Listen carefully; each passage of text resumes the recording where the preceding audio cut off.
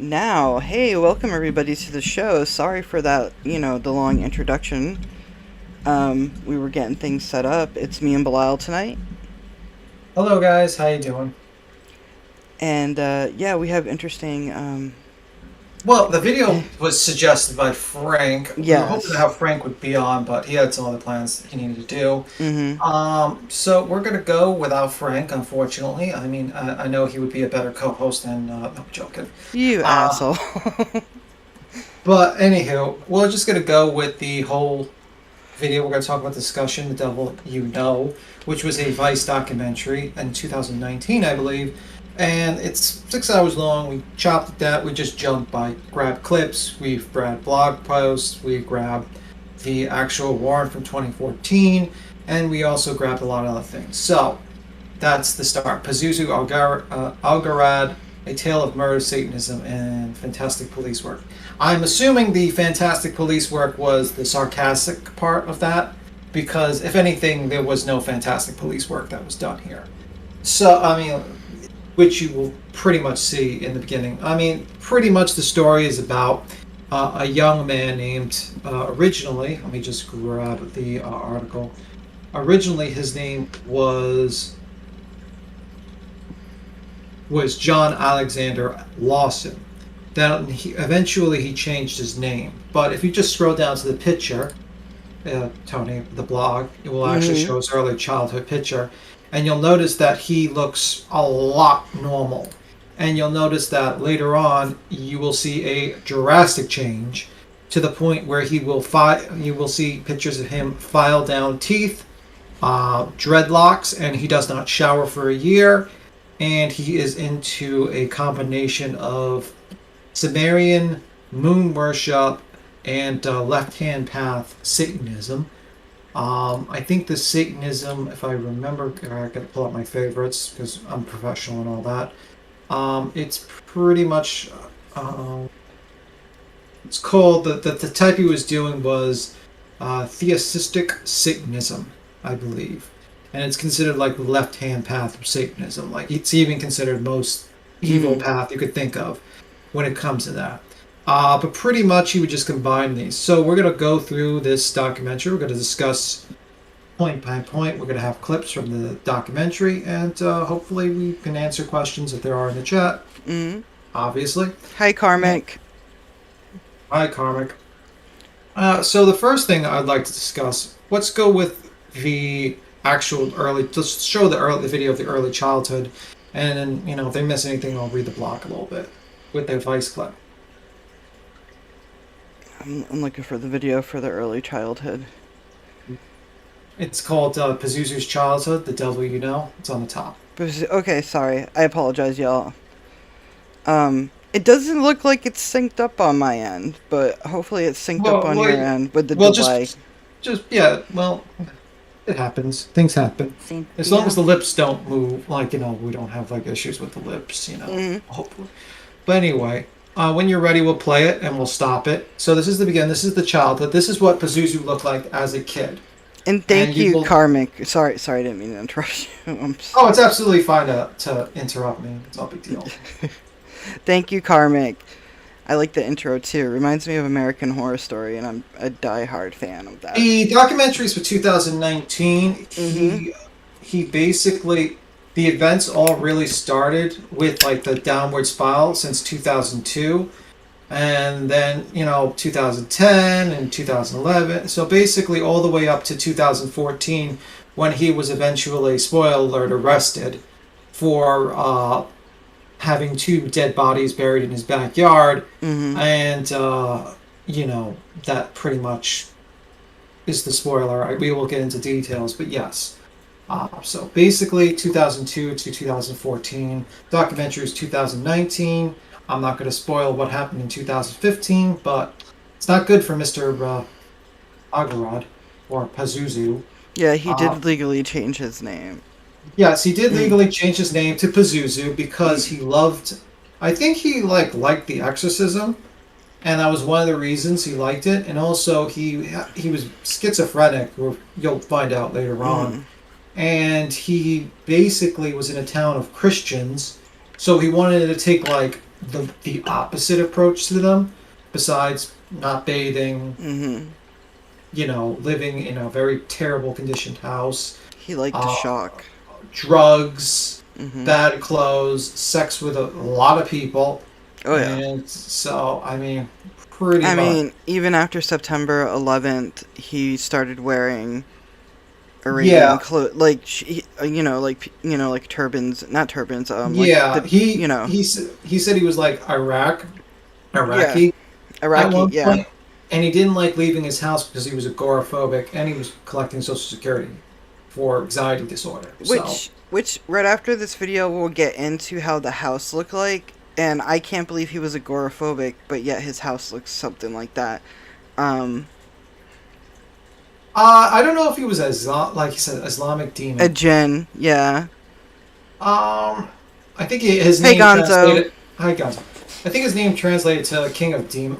The second part was King of Demons or something like that. So, the Mesopotamian demon Pazuzu was often mistranslated. A lot of people don't realize that their original Pazuzu was actually not a terrible demon. You have to realize Mesopotamian had different beliefs. They believed that demons could be used to counter other demons. So, particularly, he did not understand that, and he just used it based on the exorcism. For instance, the Pazuzu demon was actually used to ward off an eviler demon that would cause your children to be eaten by, newly born children to be eaten by a tigeress demon. And when you put the image of Pazuzu's face on the door, that it would scare her away from coming into your house. So they used to have amulets. That's how it was back then in Mesopotamia. demons weren't like, it wasn't like Christianity where demons were like villainized. It was basically like spirits could be used for certain things. You had like, I would say demons would be like lesser gods, you know, basically lesser entities, basically. Demigods? No, not demigods, but just No. basically spirits are like kind of in between. You know, you see them. Yeah. Yeah, jinns, or, yeah, genies. Yeah, I mean, this might have been before. I mean, the Jin situation. Let me see. But yeah, pretty much he didn't really understand the culture, and he just picked the name based on he loved The Exorcist. And He limited basically understanding. watched a movie and went, ooh, this can freak out my town.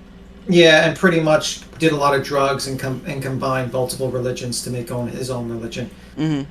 And then basically sacrificed a rabbit or an animal every full moon, which is pretty fucking creepy. But anyway, let's continue with the childhood, and we'll just start from there. Okay, we're at 00. This is from Vice TV, so credit goes to them for providing this video. And we'll stop like a minute and a half because obviously copyright, yeah, fair use. Yeah. Pazuzu's Childhood, The Devil You Know. That is the documentary. You can watch it on Hulu or on YouTube. And we're pressing play now. Cynthia, she was my best friend.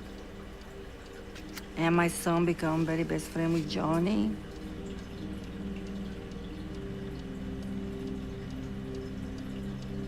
He come Friday, Saturday, and Sunday. He stay at the house. 6 o'clock in the morning, there he is in the morning, you know.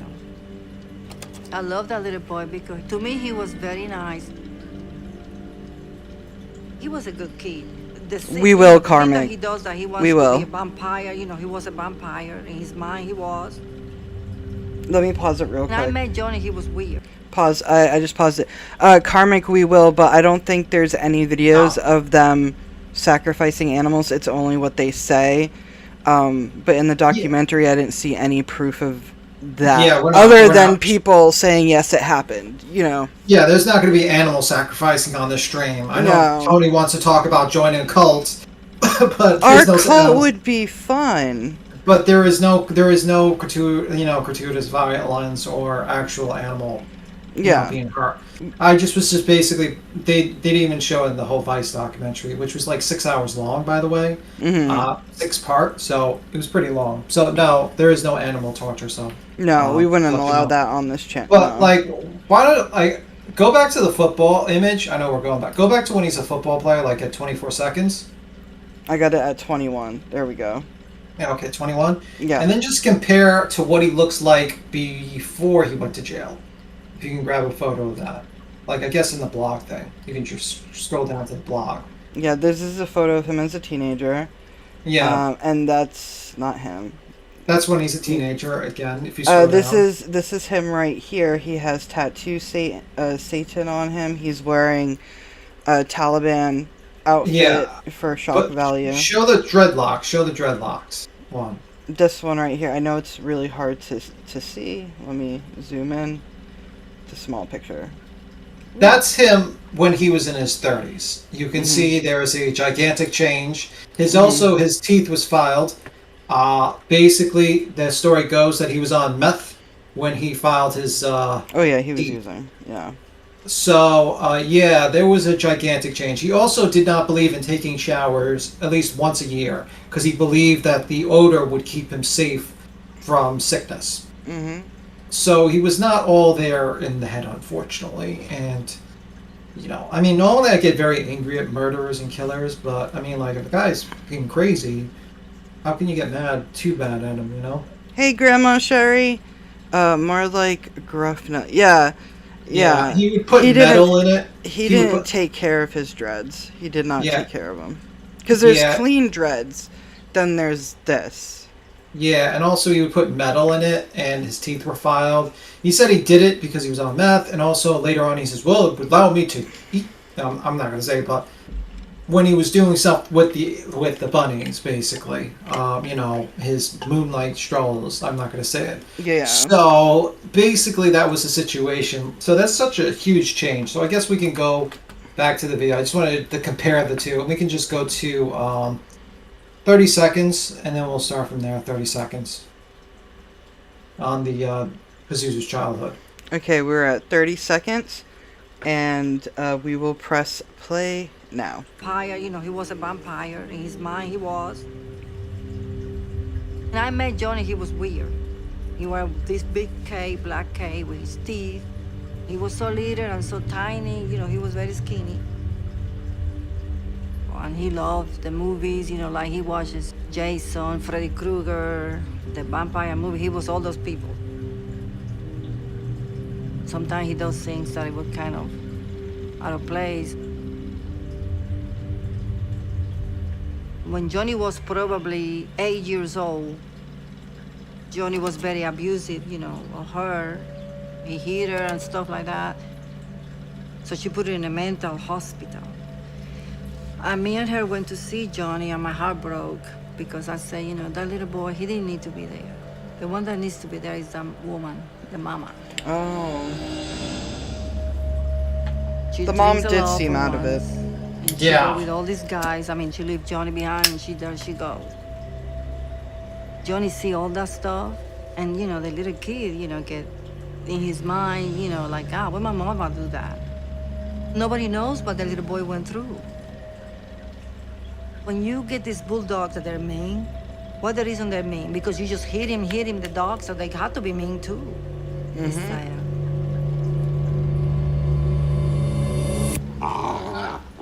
You can stop it They there. were together 3 times. Okay, paused it. So you see like a gigantic change. His early life, basically, I'm going to read the blog. But basically, John Alexander Lawson was born to parents Timothy J. Lawson and Cynthia Preety Lawson, a loving couple who had been married for 7 years.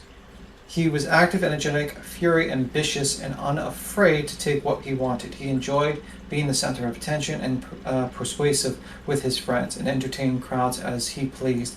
In alignment with his astrology as a Leo, he was also known to be charismatic, and that charisma turned much darker as he grew up. Even with the highest optimistic traits and inborn infectious personalities, his upbringing would be undoubtedly open the doors to using his nature against others in the most unholy way. James' childhood was seemingly troubled after moving from California to North Carolina. His parents got divorced in 1990, resulting in reported trauma to the only child. Other claims allege sexual abuse, neglect, which isn't difficult to believe as he was a child of a newly single mother over 3,000 miles away from where he called home. Those claims were never followed with any legal action. The divorce came during the most formative years in the early adolescence, forcing John to either assume a more responsible role in the household or fade into the background while his mother made ends meet.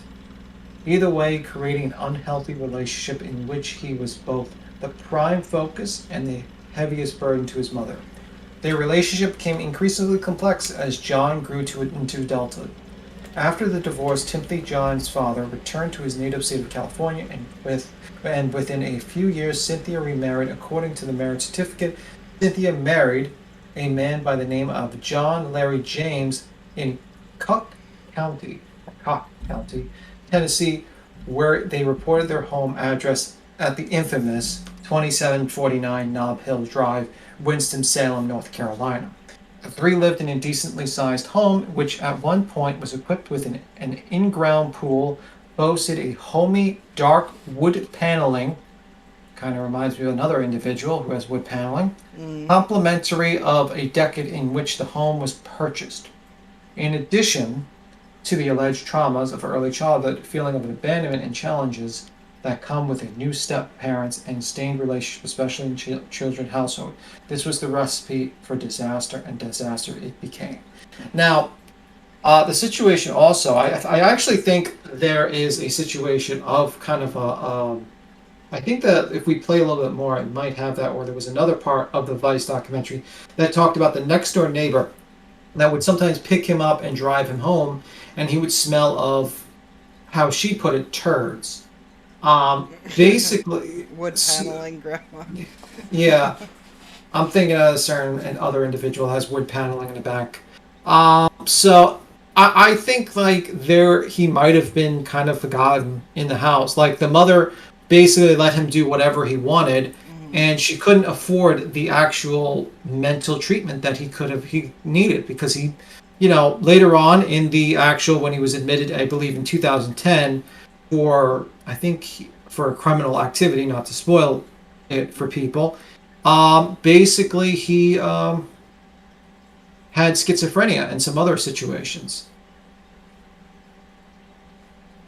So that's pretty much the situation we have with him. We can continue a little bit, because there's only about a minute left, and we'll continue it, and then we'll jump to the next video. Okay.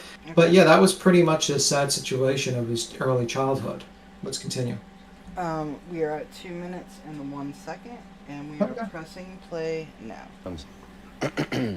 So I was kind of just going back to start early.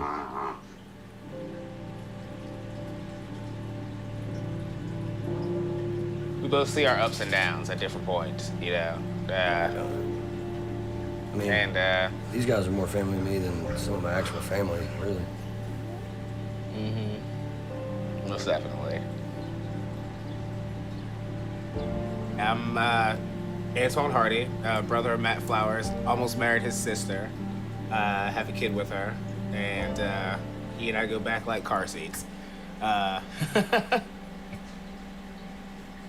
feel like people take advantage of Matt and his idea of wanting to be a protector. I really honestly do. Why does he close his eyes I've when he people talks? call him up for, shit they've gotten themselves Maybe into, nervous. and wanted him to have their back and, put himself into a situation where he can get in trouble. Pazuzu being one of them. I get that, okay. Pazuzu always talked about, like, building a legion and, like, have this, like, army of, like... Sounds like my people. co-host. He, like, tried to push me and manipulate me Our into, cult like, will doing be some fun. shit. He's like, yeah. We'll have a petting zoo. I'm happy he's in prison. The things he did is unforgivable. That friend is sketchy, sus to me. Yeah, we can stop it there and leave it at Pazuzu's face staring at the chat. Basically, that friend is sketchy. I mean, 1 minute he's like, he deserves to go to jail. He reports him, and then he's friends with them, and then he's like, I miss my friend. It's very weird behavior. And I can go with the opinion portion, but I think he knows a lot more, and he probably helped Pazuzu in certain ways. We will not know, because the only other witness that actually knows is dead. Spoiler. I have a wood paneling, and I'm paying the guy that was meant to be on the take it out through where he is. Well, we're mentioning wood paneling as a joke because a certain, fake PI is in the basement with wood paneling in the background, and it's that's the joke. And he talks about being a millionaire, and he has wood paneling while he's a multi-millionaire. So that was just an offhanded comment, joke. That's why Karmic and also Grandma. Yeah, you think. What do you mean? Do you think? What do you think that about Flower, Matt Flower being a little bit knowing more than, and maybe being involved with the murder? Is that what you meant, Gazo? Well, he was there. I mean, it would make sense because he liked Pazuzu, we later on will discuss. He liked to make other people accessories to his crimes so that they would, be part of the family. He wanted to create, a Manson family type of deal. But that was pretty much the situation with him. The next one. We're going to go to, I would say... Let's meet the fiance of the... Let's go to meet the fiance. Okay, loading it up. Meeting fiancés. He had many of them. He had a couple. Yeah, so this is the part where it's basically he would have fiancés or brides in his house. And we're kind of holding back showing the house, but right after this we're going to show the house. And you'll get the general idea of the shithole he was living in. And I don't call anyone houses a shithole, but this was pretty bad. So we're going to play from the beginning. It's a 5-minute meeting the fiancés at the Satanist, and we'll watch that next. And this is also from Vice TV, so again, credit goes to them for providing this clip. And we're at 0-0, and we're going to press play now. Clemens is a place in Winston-Salem where everyone goes to church, everyone identifies with the church. So he became the devil. He became a quote-unquote Satanist. Even the name Pazuzu, I mean, come on, it's the name of the demon in The Exorcist. What is the biggest, scariest thing? It's Satan. It's the devil, El Diablo, the fallen one, Lucifer, Pazuzu. I mean, these people believe in this stuff. I'll stop it. I disagree with them. The most scariest thing is the IRS. That is definitely more scary than Pazuzu, the demon. If you ever had to deal with the IRS, they will make this guy look like child's play. A little levity for this stream, but a little bit of a joke. But let's continue. Okay, pressing play now. Lawson trolled pop culture and kind of came up with this persona. It's a little mixture of Manson, throw in a little Anton LaVey, a little 1980s heavy metal, 666 type stuff, and there you go. That's And then when him in the 9/11 Arabic came, outfit. he put on the jihadi mask. It was as if he was trying to be what people are afraid of, made him powerful. And it seems like there were some young women who were particularly susceptible to his persona. That's Bubbles. Pazuzu dated a lot of girls, and he apparently had sex with a lot more. I think the majority of his power came from the same place, the same reason that we were all there. That little bit of darkness that we all kind of gravitated towards.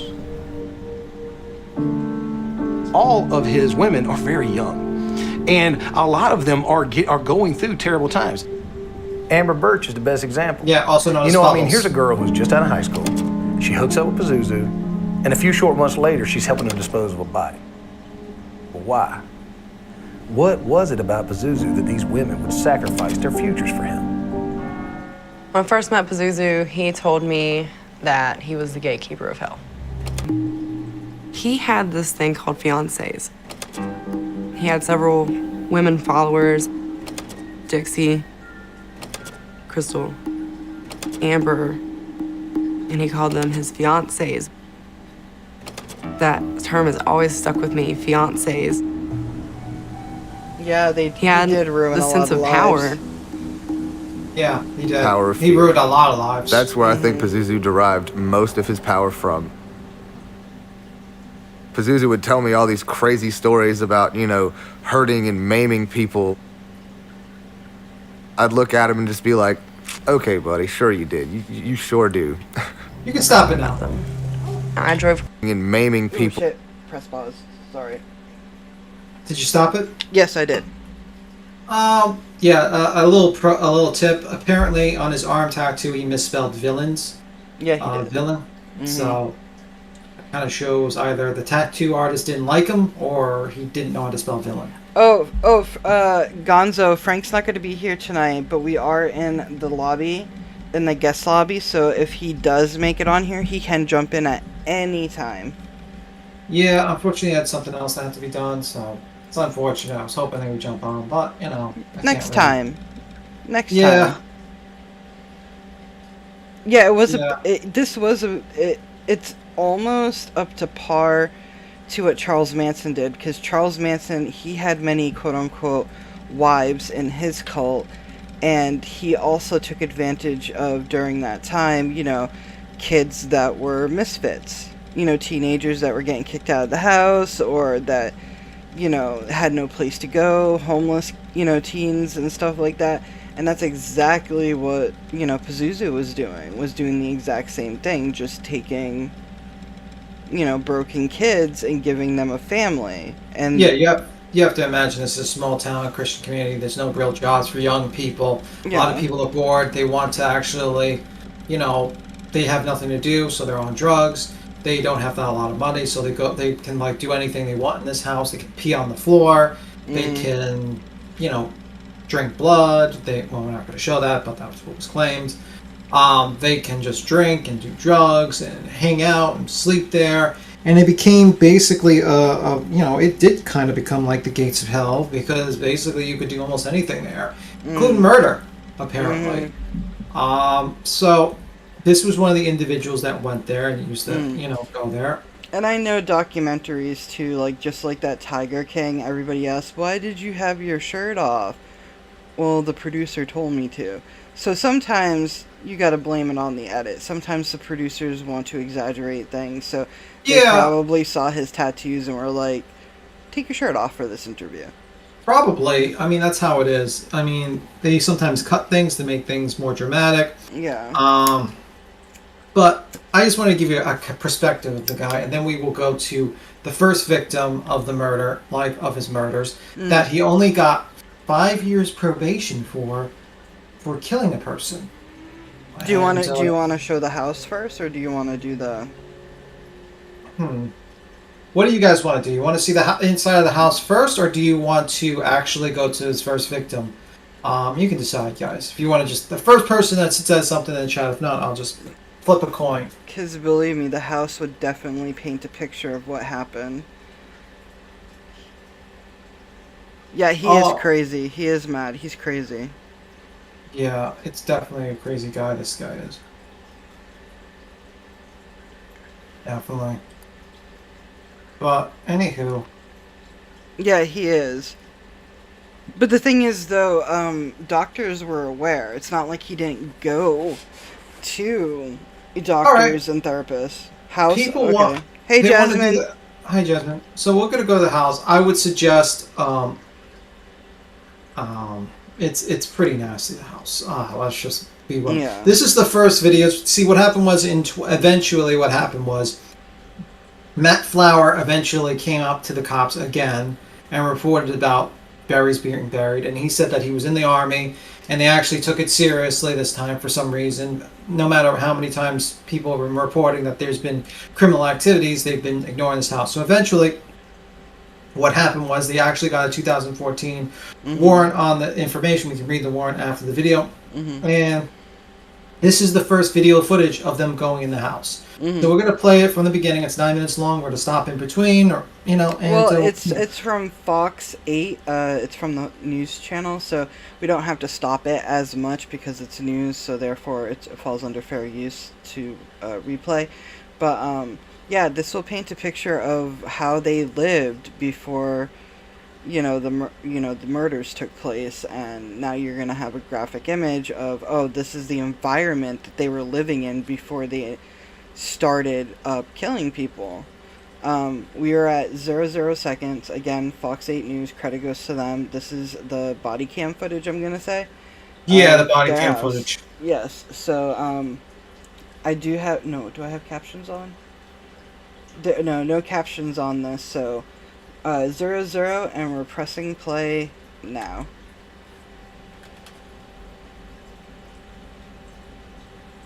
Even his front door. Yeah, it's pretty bad. It's pretty bad, the front door.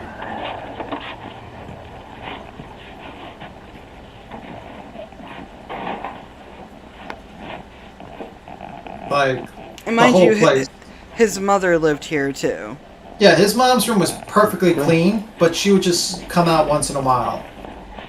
The smell is horrible. It smells like pee, urine, and feces. Just giving a description. And there was dogs there. There was about like 5 dogs, and I think a bearded dragon. Oh yeah, probably, yeah. Yeah, it's definitely unfit for human habitat. The kitchen looks semi-clean. Everything Probably because the mother was using it. Yeah, the mother was very clean. Her bedroom was clean, and like her domains were kind of clean, as much as she could. Because she does work during this time. She did have a job. Yeah. She had a job, I didn't know that. Yeah, because she went to work. She saw the body and then went to work. Remember? Whoa, I forgot about that. Yeah. Spoilers. Alright, let's get those rooms back. That light switch went in flames. Look at that. Oh my god. Jesus Christ. Ew. Oh yeah. This is the clean part of the house, by the way. Yeah. There's the beard. I think that's a bearded dragon. Mind you, 5 dogs in this house too. With Stop like it at the 10 hallway. people. Stop at the hallway image. I paused it at the toilet. Yeah, let's go back to the hallway footage at Let me 155. see. Look how fucking much shit is on that floor. Mm-mm.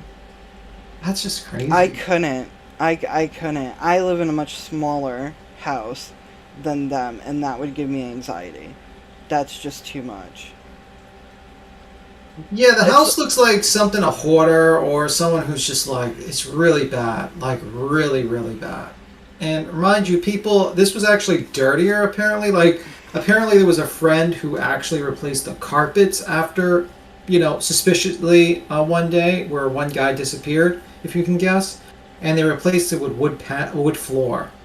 So it would have been a lot worse than this. So this is actually cleaner than it was probably a while back. And they can just shovel it. I mean, it's shockingly. I've watched Hoarders. I think all of us have seen a couple episodes at least of that. This is not as bad. There's worse houses out there, but imagine this tiny little house with 5 dogs, a bearded dragon, and I would say about 10 people in the house. Yeah. Constantly. Let me see, Pazuzu. I'm Yeah, trying to- the house looks. Yeah, Gonzo, the house looks nice. Like, I don't understand it. I don't see. That's that's the reason why I stopped watching Hoarders, is because these people had these beautiful houses, even if they weren't, fancy houses. They had their own place, and they totally took advantage of what they accomplished. Do you get what I'm saying? Because nobody can get a house. In Well, this what age. happened is that the mother would pay for everything. He was on SSI for Yeah. anxiety disorder, so he would just go in there, drink, party, and the mom would just basically go in and out and just not do it. So basically, the door, that sign you saw when you first walked in, says "No gang members allowed." Anyone that dresses the same has the same badge and call themselves the authority of a lamb they did not create. They only seized through terrorism, and has no permission to enter this land unless you are a native, since this is their land. Since this is the First Amendment of your fake laws, for we see you are guilty until proven innocent. If you make laws, so we can be, laws, so can we, so be it. So can we, so be it. And he signs his name. I think the Arabic is like some devil, means devil or evil, and it says evil will triumph. A reverse cross. Let me see if there's other things. Warning you forever. Let me see the meaning behind the words devil. Yeah. So it's very weird that he would have this on his door. It's fucking weird. In 2 hours down, yeah. Most smell. Yeah, the smell was probably very, very bad. Most people said when they walked in, it smelled like piss and shit. I don't know why anyone would actually be in this place. To be honest with you, I think it's crazy. But yeah, it's really fucking nuts. So what time are you at? Video? 1 minute and 52 seconds. Well, I'm just going to 52 seconds. All right, I'm ready. Yeah. King of Locusts or something. I'm not too sure. Blyle would know better than me what it says, but he did say that he was like the king or a god or something like he really thought that he was some entity, divine entity. I think his middle name meant king. I think it was like King of Demons. Algarat. I think it was King of Demons, and Pazuzu was the first name. So. Yeah. All right, I'm ready. Okay, pressing play now. Okay. Actually, you haven't hit the work part yet. Wow.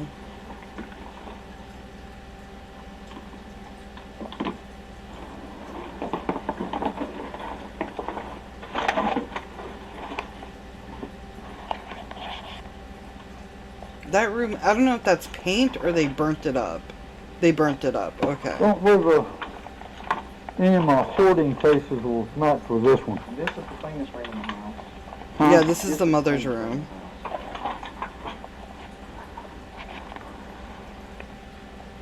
Yeah, the Lord of Locusts, okay. Yeah, the mother's room was clean. As clean as she could keep it. Yeah. I mean, it was cluttered, but I think she was confined to just one room.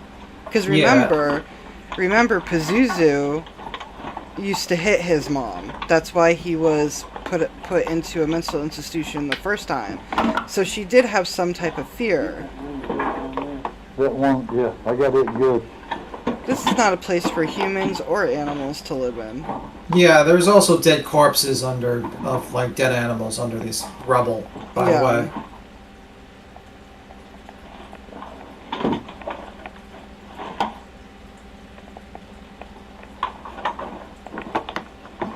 I don't care how old I am, if I was ever living back with my mom, do you really think...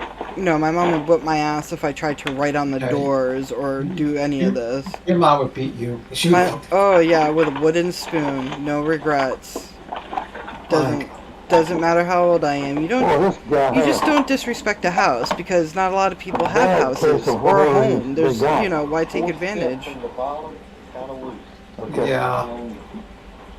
Yeah, I think she was afraid of him, but the mother's also a little bit out there as well. The mother would donate, like, give him a rabbit to sacrifice every month to a full moon. So she would get it and give it, and she knew very well that he was going to kill this rabbit. So she supported his guilt.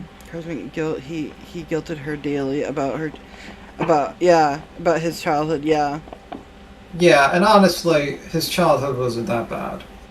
There's there worse could childhoods. Be worse. Yeah, we have talked about worse childhoods. I've had a worse childhood. I can tell you stories you wouldn't. And really, what was it? His mom was just kind of hoish, right?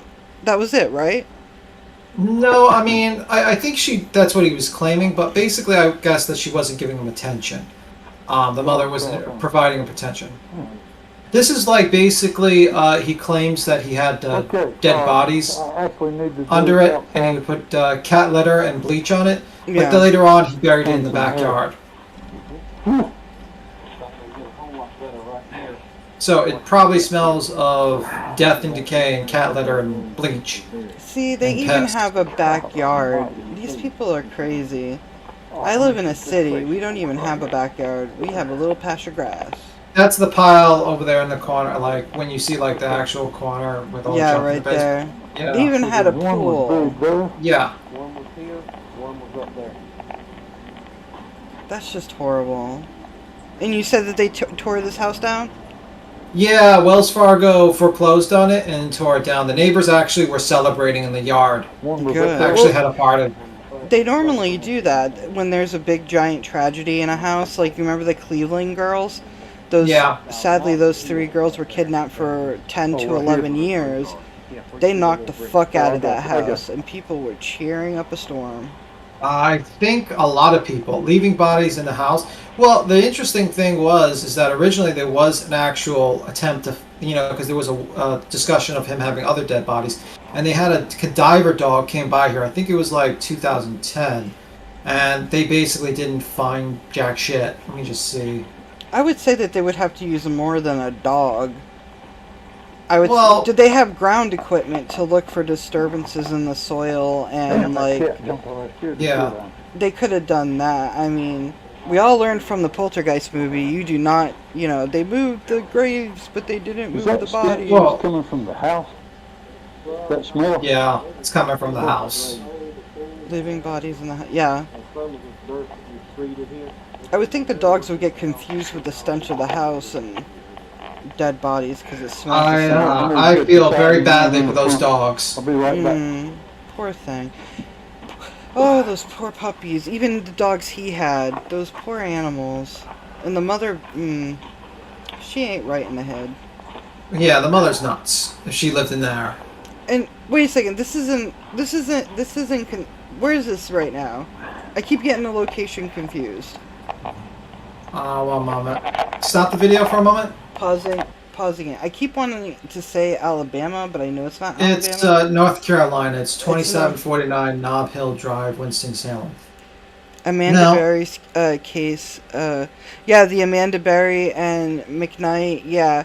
But one of those girls, real quick, just a side tangent, one of those girls was kept there for about 11 to 12 years, the first one. But nobody wants to talk about that. They just say 10 years. Do you get what I'm saying? But one girl was there for about 1.5 years or so. then the other one came. Yeah, I mean, it was North Carolina, the house. It says here, Mhm. 2749 Nob Hill Drive, Winston-Salem, North Carolina. Okay. So we'll read a little bit. So Okay. we'll go through his life a little bit. A new Mhm. devil.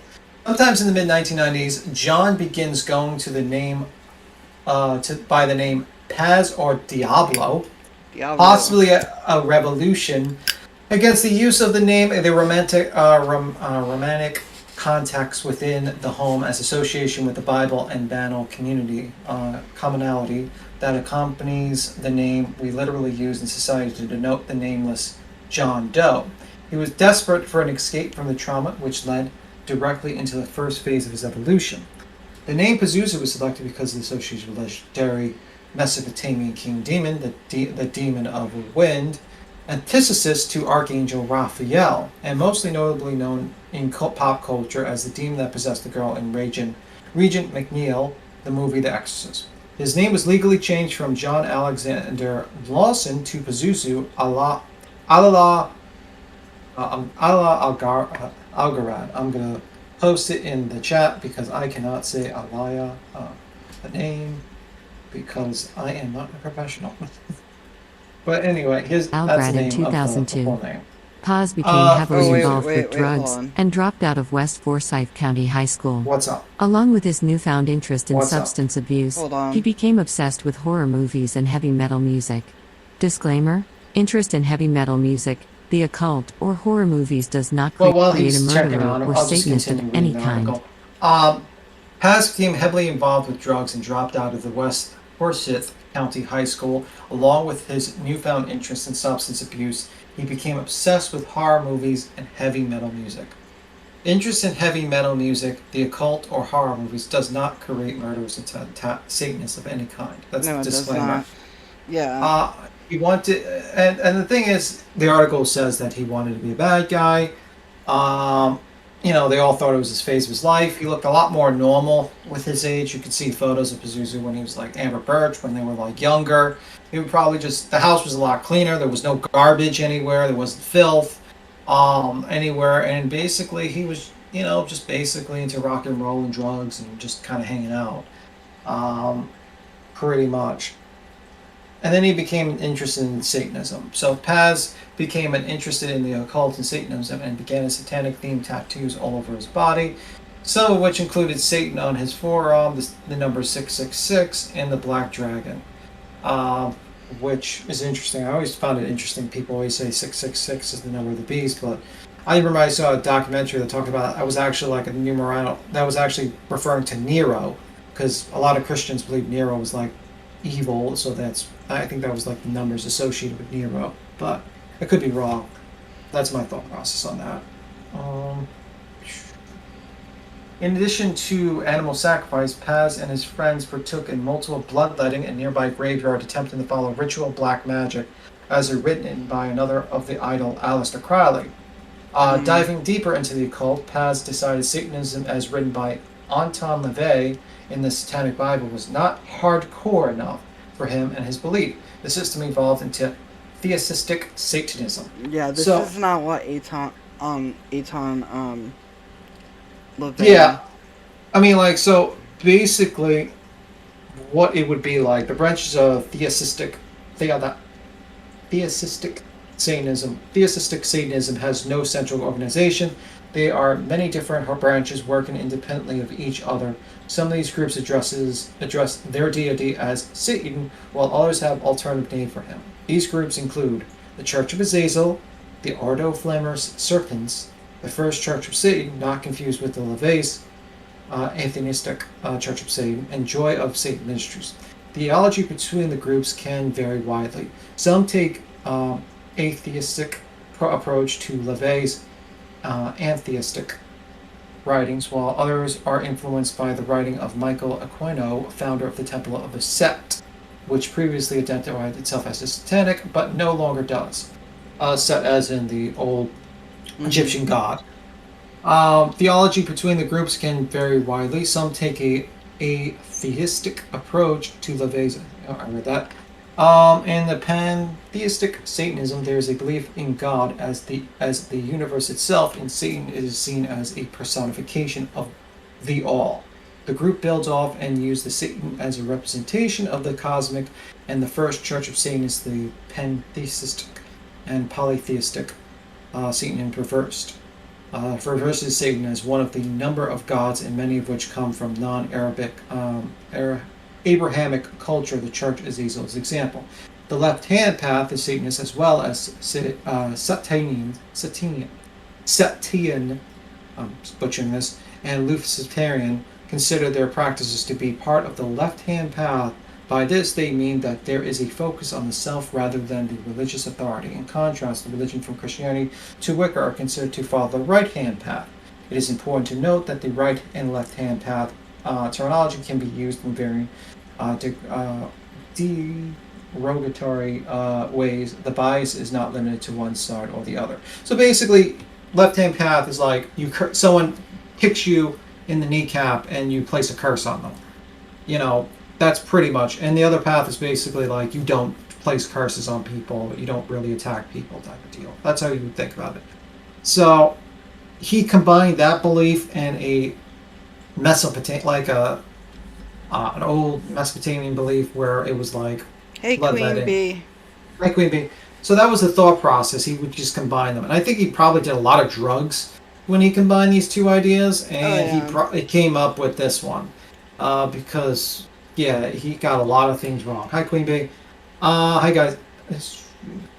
Yes, and some people see 777 over 666 as a double number. Yeah, it's a lot different. I think it goes into the whole number system, goes into an ancient way of codes. Like, I forgot, but it was like some people use like numerical codes for, you know, rituals and stuff like that, or to secret codes. You have to realize back then when Christians were dealing with Nero, they probably didn't want to actually write Nero as the Antichrist, because they would probably be killed, and they probably just used codes, and it just probably later on got misinterpreted as like the beast, you know, and the Antichrist and stuff like that. But that's my thought process. That's my theory why they just didn't write out Nero the Antichrist from Rome, because they probably didn't want to be fed to lions at that particular point in time. So let's continue the video. And Queen Bee, we missed a little bit, but the inside of the house, we went through like the inside of Pazuzu's house.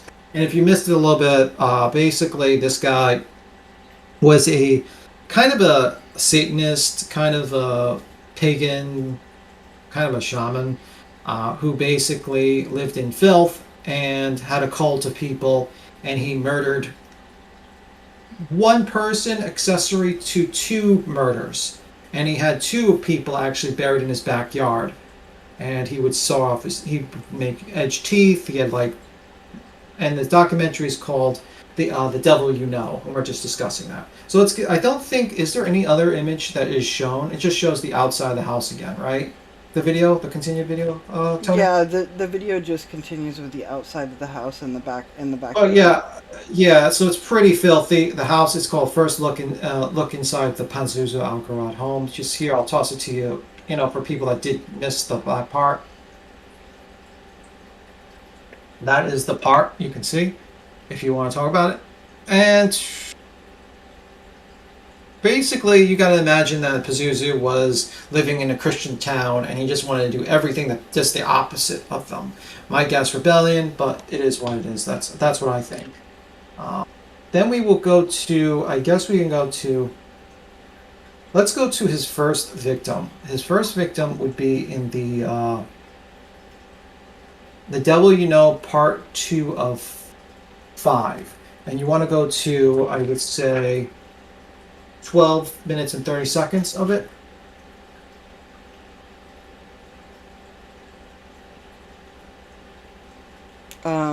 The Devil You Know, this one right here, part 2. And you want me to go to what? 12 minutes and 30 seconds. We're going to be like a little bit before, but it goes into basically the first guy who got murdered by this guy as an accessory, and basically this is the mother talking as well, and we find out that basically the system didn't do jack shit to this guy when he was basically murdered a guy in cold blood and gave him 5 years probation. By strangling or And when you're ready, we'll play it. Okay, pressing play now. Yeah, the property was... Oh, wait, you pressed the play? I'm sorry, I wasn't ready. I'm ready now. You want to answer before I press play? Yeah, just stop it. I'll just look in the chat. I thought it was looking.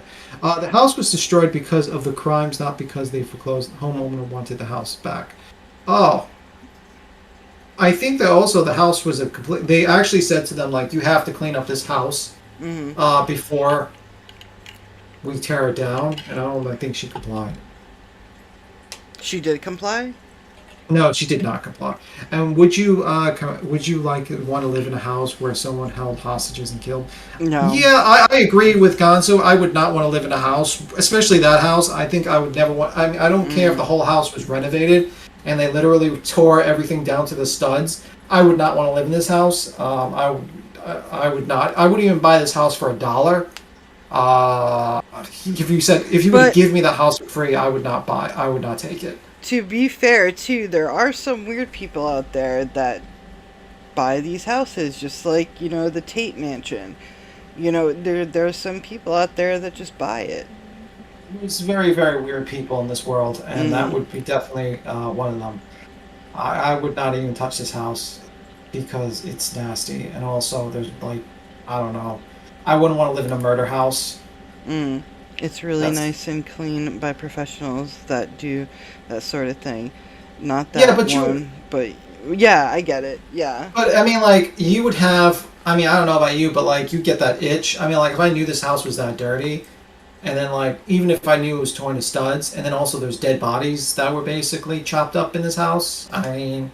Let's face it too. The police seemed very lazy when it came to this. Oh, they were terrible. I mean, the warrant in 2014, they were since 2010, they had people just reporting about this house, and they didn't jack shit. And then literally the guy comes in, says, "I'm from the army," and then they decided to go in and they found it. It's these guys completely did jack shit. But this town has a history of just not doing correct policing. At one point, one woman that used to live in the house basically hit a guy, made him a paraplegic, and she got 7 years probation while she was high. Yeah. And I was like, okay, this does not sound right. Why is a guy who's selling shrooms going to jail and loses all his livelihood? The guy who got murdered, spoiler, and he has to go back to selling drugs, and he can't do anything. And the people who are literally killing people are getting probation. I think that's kind of fucked up, but it is what it is. But let's play the thing at 12:40. Okay, pressing play now. Her, and so he was charged, but subsequently, I think his mother did not. This is when he assaulted. He assaulted his mother. Yeah, Jasmina, I would too. Right after Pazuzu is let off of the assault on his mama, he went right back into the house, and then he starts recruiting other people to join in on his violence.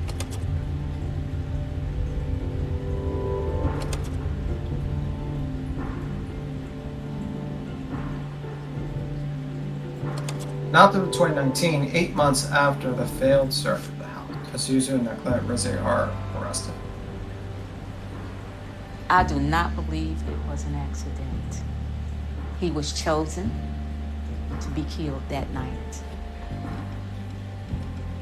My name is Shelia Chandler. I'm the mother of Joseph Chandler. Joseph is just a kind-hearted person. He meets no strangers. He was walking when he got to the store. I don't know how the conversation started off with those two, Nicholas and the devil worshiper. I don't know why he got in that car with them. They said that the devil worshiper will kill on the full moon. And when they drove him to Yakin River, they said the devil worshiper was set on the lake while Nicholas pulled out the shotgun and it jammed. And he went back to the car and got a gun. And my son lit a cigarette, and before he can light it, they shot him in his head and he fell dead. Wow. I said, why didn't they call the police if it was an accident? I don't see how that's an accident. they murdered my son. They did it intentionally.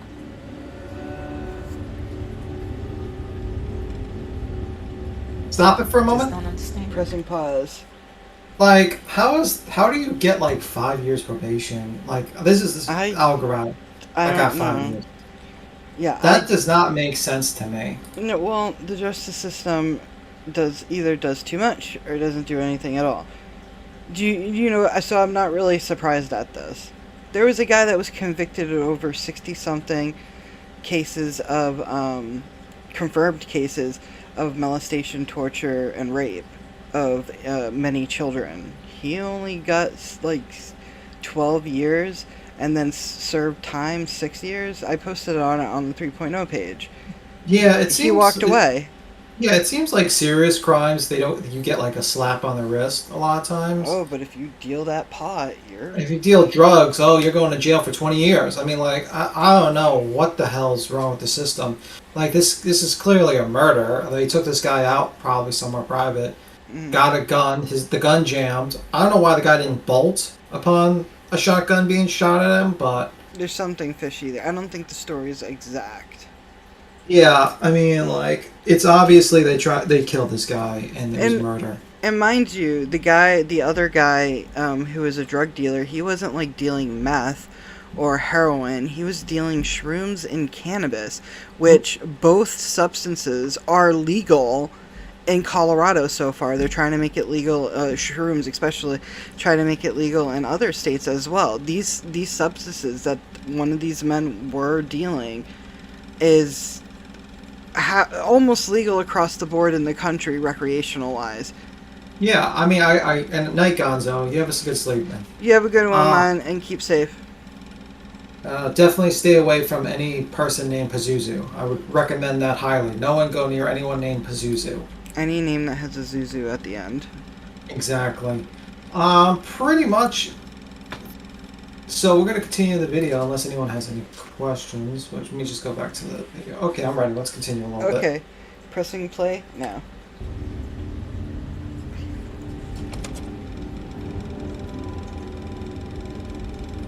It's involuntary manslaughter. Sentenced to 13 months in prison. 13 months for murder? And Pazuzu was accessory of the crime.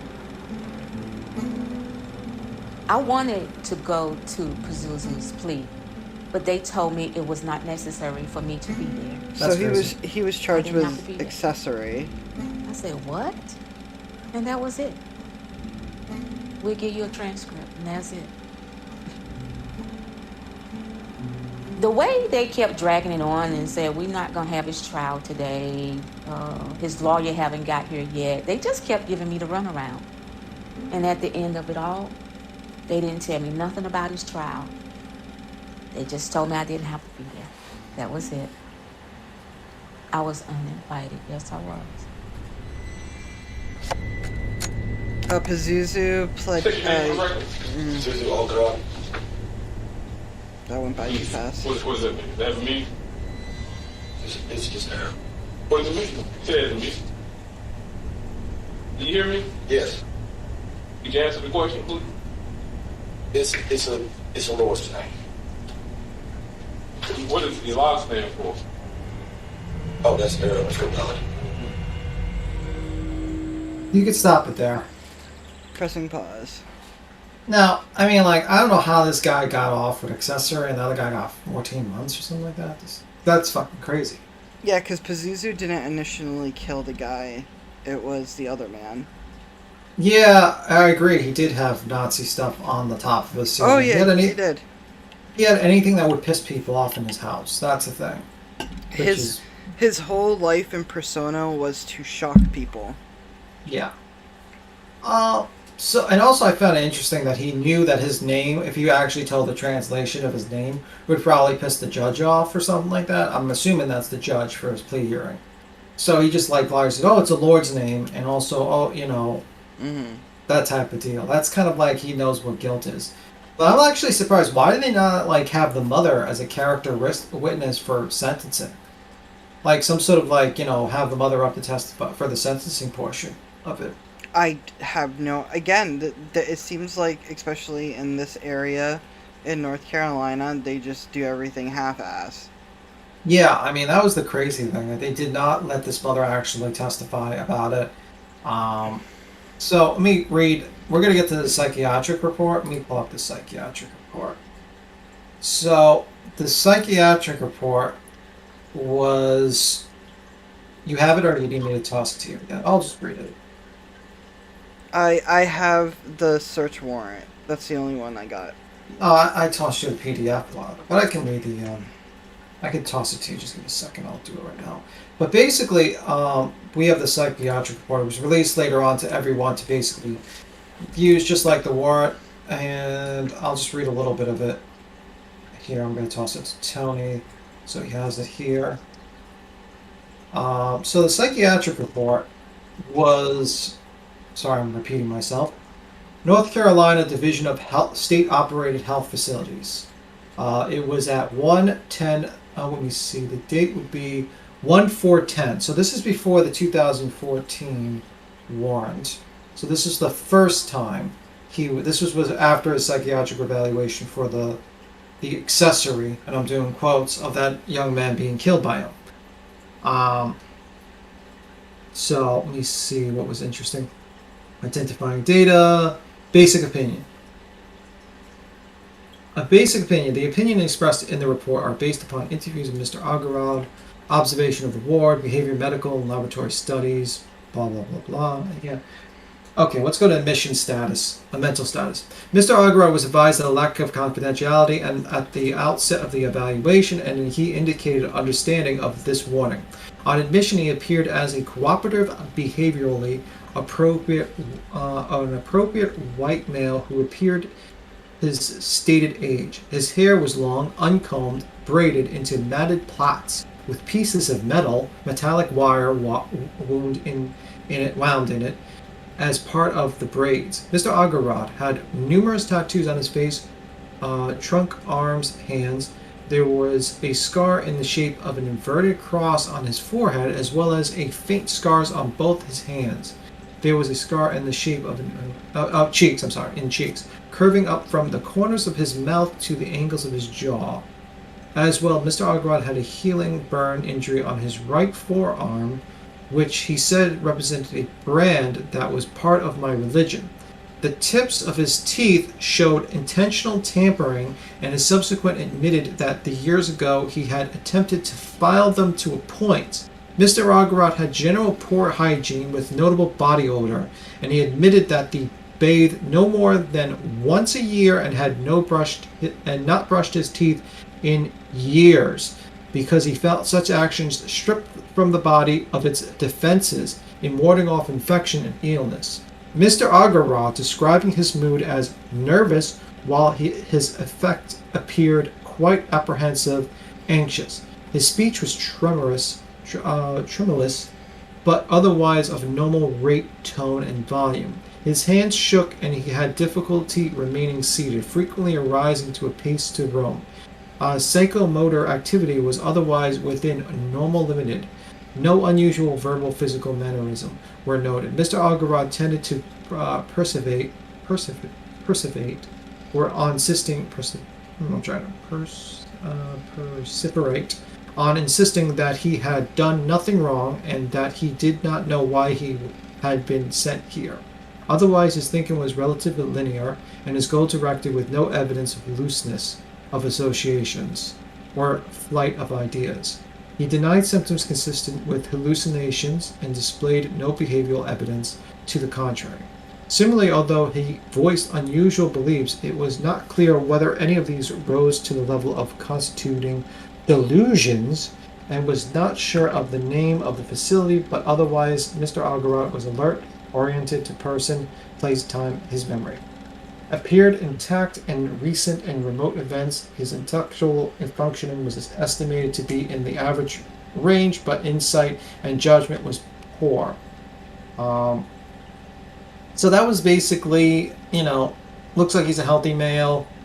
It looks like pretty much like average body weight, average height. pretty much with that. We just look at the chat, see if there's questions so far. Maybe I'm reading too quickly, maybe I'm reading too slow. Let's see.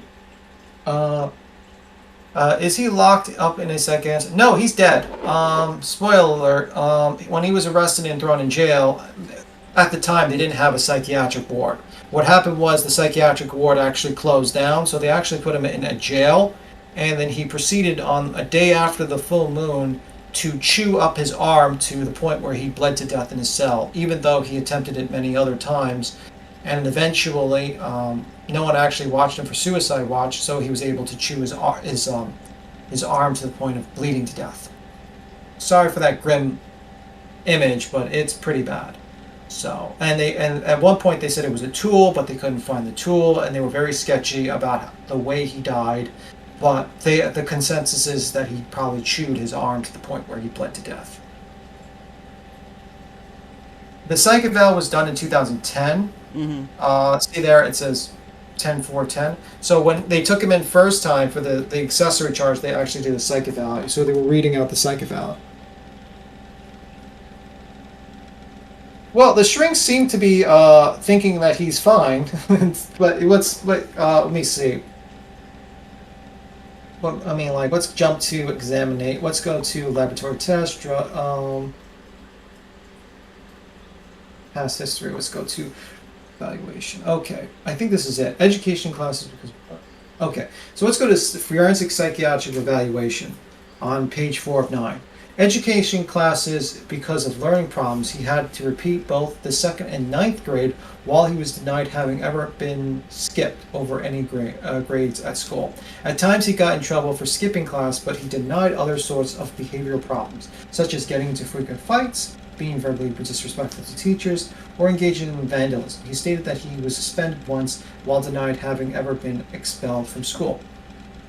Mr. Agra reported that he was unemployed at the time of the alleged offense, and he has not worked in several years, receiving SSI disability because of the problems being nervous and paranoid when outside the house. In his early 20s, he did briefly work in a landscaping, but he did not report any other prior forms of employment, and he stated that he was spiritually married to his girlfriend, who is 2.5 months pregnant with their child. He denied any of the children born either in or out of wedlock. At the time he alleged offense, he was living with his mother, a girlfriend, in his mother's house. Agra denied having ever served in the military. Mr. Agra reported that he practiced Sumerian religion, having been an adherent of it ever since he was 17. He later acknowledged that he and his wife are only ones who practice the religion, but he said that he learned of this rites and beliefs while going through a 5-year shamanistic journey. At the time of his admission, he expressed great concern because every month he had to perform a specific ritual during the black moon, which I would say would be the full moon. Which was supposed to occur in another day or so. He repeatedly requested being discharged from the hospital so that he would be able to be home to perform the ritual its appointed time, promising that he would return for the evaluation when the ritual was complete. Information from Mr. Agra's mother suggested that the ritual involved killing a small animal as part of a sacrifice. Mr. Agra did not voice any other significant spiritual concerns. Mr. Agra denied any history of problems with the law as a juvenile. He likewise explicitly denied having ever been arrested as a juvenile charge, having been brought before the juvenile court, or having ever been sent to training school or juvenile groups' homes. He said that he was arrested on the first time when he was 23 and was picked up for driving drunk. He stated that he had one other arrest which resulted in conviction and assault on a female, but he pointed out that he has never had any felony convictions. Prior to his current legal difficulties, his longest period of incarceration was less than a day. Let me see if there's any more. Yeah, the shrinks are very stupid. Some shrinks are, yeah. Let's go to, this guy is clearly delusional in my opinion, but Mr. Orgoff provided contradictory information when asked about history of mental health. He initially stated that he first received mental health treatment when he was around 26, because that's when the agoraphobia started kicking pretty strong. That's like the fear of being outside thing. He later acknowledged, however, having been involved in Daymark Recovery Services a few years before, dropping out of treatment, and then after around a year because of transportation issues, while in treatment in Daymark, he was prescribed Zoloft, Seroquel, and the other medicine, but he said he did not like them because they make me feel like a zombie. Still later, and this is the actual Dorothy Dix Hospital that closed down during his, 2014. They so he gave couldn't him even go. Zoloft and Seroquel? Yeah. What the and other fuck? drugs. That's why you feel like a fucking zombie. I take Seroquel. And they gave him Zoloft on top of it? Yeah. The mental health system that they have in place did fail him a lot. Yeah, and this place actually closed down while he was again in jail, so he couldn't even go back here. The psych eval was done for the court. Yeah, pretty much, because they needed to see if he was crazy to stand trial. That's probably why they gave him such a sweet plea deal, because he could have easily claimed insanity probably and got out, I don't know. Maybe that was why they didn't do it. The hospitalization report, forensic psychologist, let me see. All right, let me read that. Forensic psychiatric evaluation. Hospitalization, he reported having been hospitalized for mental health care when he was around 13, having been sent there by his mother because of getting into trouble. Mr. Albright eventually denied any other history of prior psychiatric hospitalization, another period of working with outpatient mental health services, or any other prescription of mental health medication. He said that he had been diagnosed in the past with agoraphobia, and saying that when he was outside of the house, my anxiety gets high and I faint. He said that he had schizophrenia because I get paranoid that someone out to get me, as well as he reported a diagnosis of manic depression associated with occasional mood swings, but not over little things, notwithstanding that he denied any history of pervasive affective dysregulation or psychotic symptoms, and he also denied having ever been suicidal. I guess they were wrong with that one. If you have manic depression, believe me, you're going to go through suicidal. Yeah, review of the order remanding Mr. Agarat for the current evaluation revealed that defendant indicates his mother has been appointed guardian over his person. Defendant indicates diagnosed paranoid, schizophrenic, agoraphobic, manic depression. And he's not on medication. Okay, that's when you have just manic depression, you need I'm living proof of that. But schizophrenia on top of it, and agoraphobia. Yeah, I mean agoraphobia is kind of like, okay, stay in your fucking house. I don't give a shit. But paranoid schizophrenia and manic depression are the highlights to me, and nobody was fucking helping him. Yeah, he was basically living in his house and doing drugs and you can force your loved ones to get help. You can force them to be committed into, I'm not saying do it, but I'm just saying if you have like a subject like this, like Pazuzu here, obviously if mother, brother, father, whoever, and he's sacrificing animals and the house looks like that, and he has charges on him for being accessory to a murder, yes, fucking sign those fucking papers, get him committed, and get the $50. Just go. What the fuck? Telephone contact, I'm reading more, with Mr. Agarat's mother, Cynthia James, provided additional information. She noted that her son had been born John Alexander Lawson, but had legally changed his name. She indicated that she is not actually his guardian, but rather the payee for his disability check, received because of his problems with phobias. She said that he was a product of normal pregnancy and delivered born to married parents. Then, the family moved to North Carolina when he was around 2 years old, and Mr. Agarat's parents separated when he was around 8 years old. His mother stated that her ex-husband had problems with alcohol and later drugs and was in and out of jail, and never paid support to them. She remarried when Mr. Agarat was around 12, but he and her new husband were unable to get along, and that marriage eventually ended. Mr. Agarat had no unusual childhood illnesses, but he was in LD class in school because of problems with mathematics. He started developing problems with phobias when he was around 16, and he also began drinking in early teens. 13 years old. That's when he started. Let me see. Also, I was just wondering, just a side note, when his mom, I mean, I can't imagine this guy filing Social Security papers to get Social Security. His mom would have to do that. Yeah. Absolutely. Well, his it mom. sounds like his mom. He's a dependent to his mom, so yeah, that's how he did it. Yeah, I mean, I can't imagine. But let's jump to. Let me see if there's more. Let me see. Okay, so there's more medical.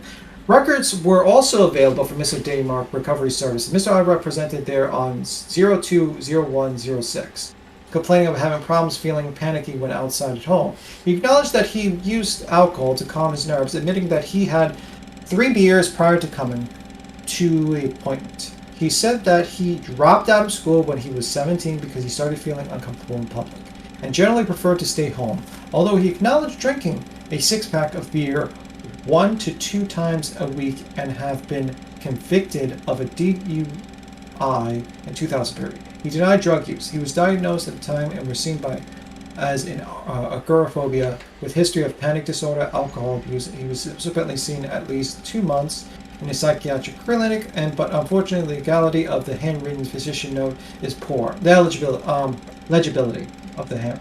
They do not. They do show that his diagnosis were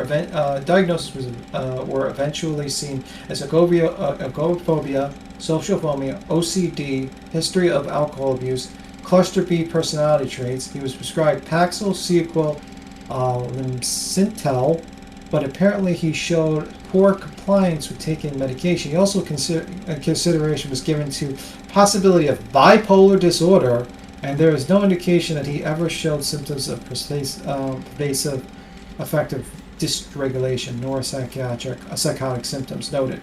It is not clear when Mr. Argo subsequently dropped out of treatment, but records indicate 10/3/8. He presented again seeking help applying to SSI because his panic symptoms, as well as help regaining driver's license, lost a few years before after he received a DWI. So let me see if there's more. For instance, I'm just trying to see if there's actual. Let's see, additional diagnosis. So additional diagnosis says panic disorder with agoraphobia, alcohol dependency, status post possible episode of alcohol withdrawal, schizophol personality, alcoholic hepatitis, abnormal cholesterol, macrocytosis, possible subclinical hypothyroidism. Let me see. Let's see his opinion. Discharge medication.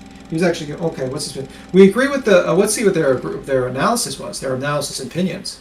I know this is kind of boring, but it kind of gets into the mind of him. It's kind of weird that they let him go after all the shit.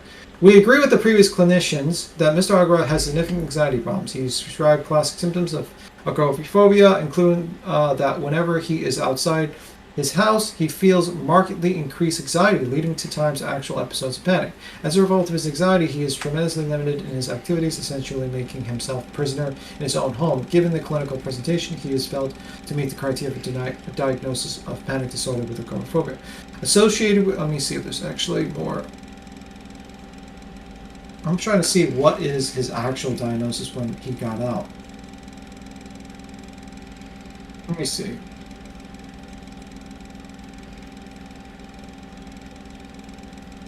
Yeah, I'll read the whole thing. Just making sure.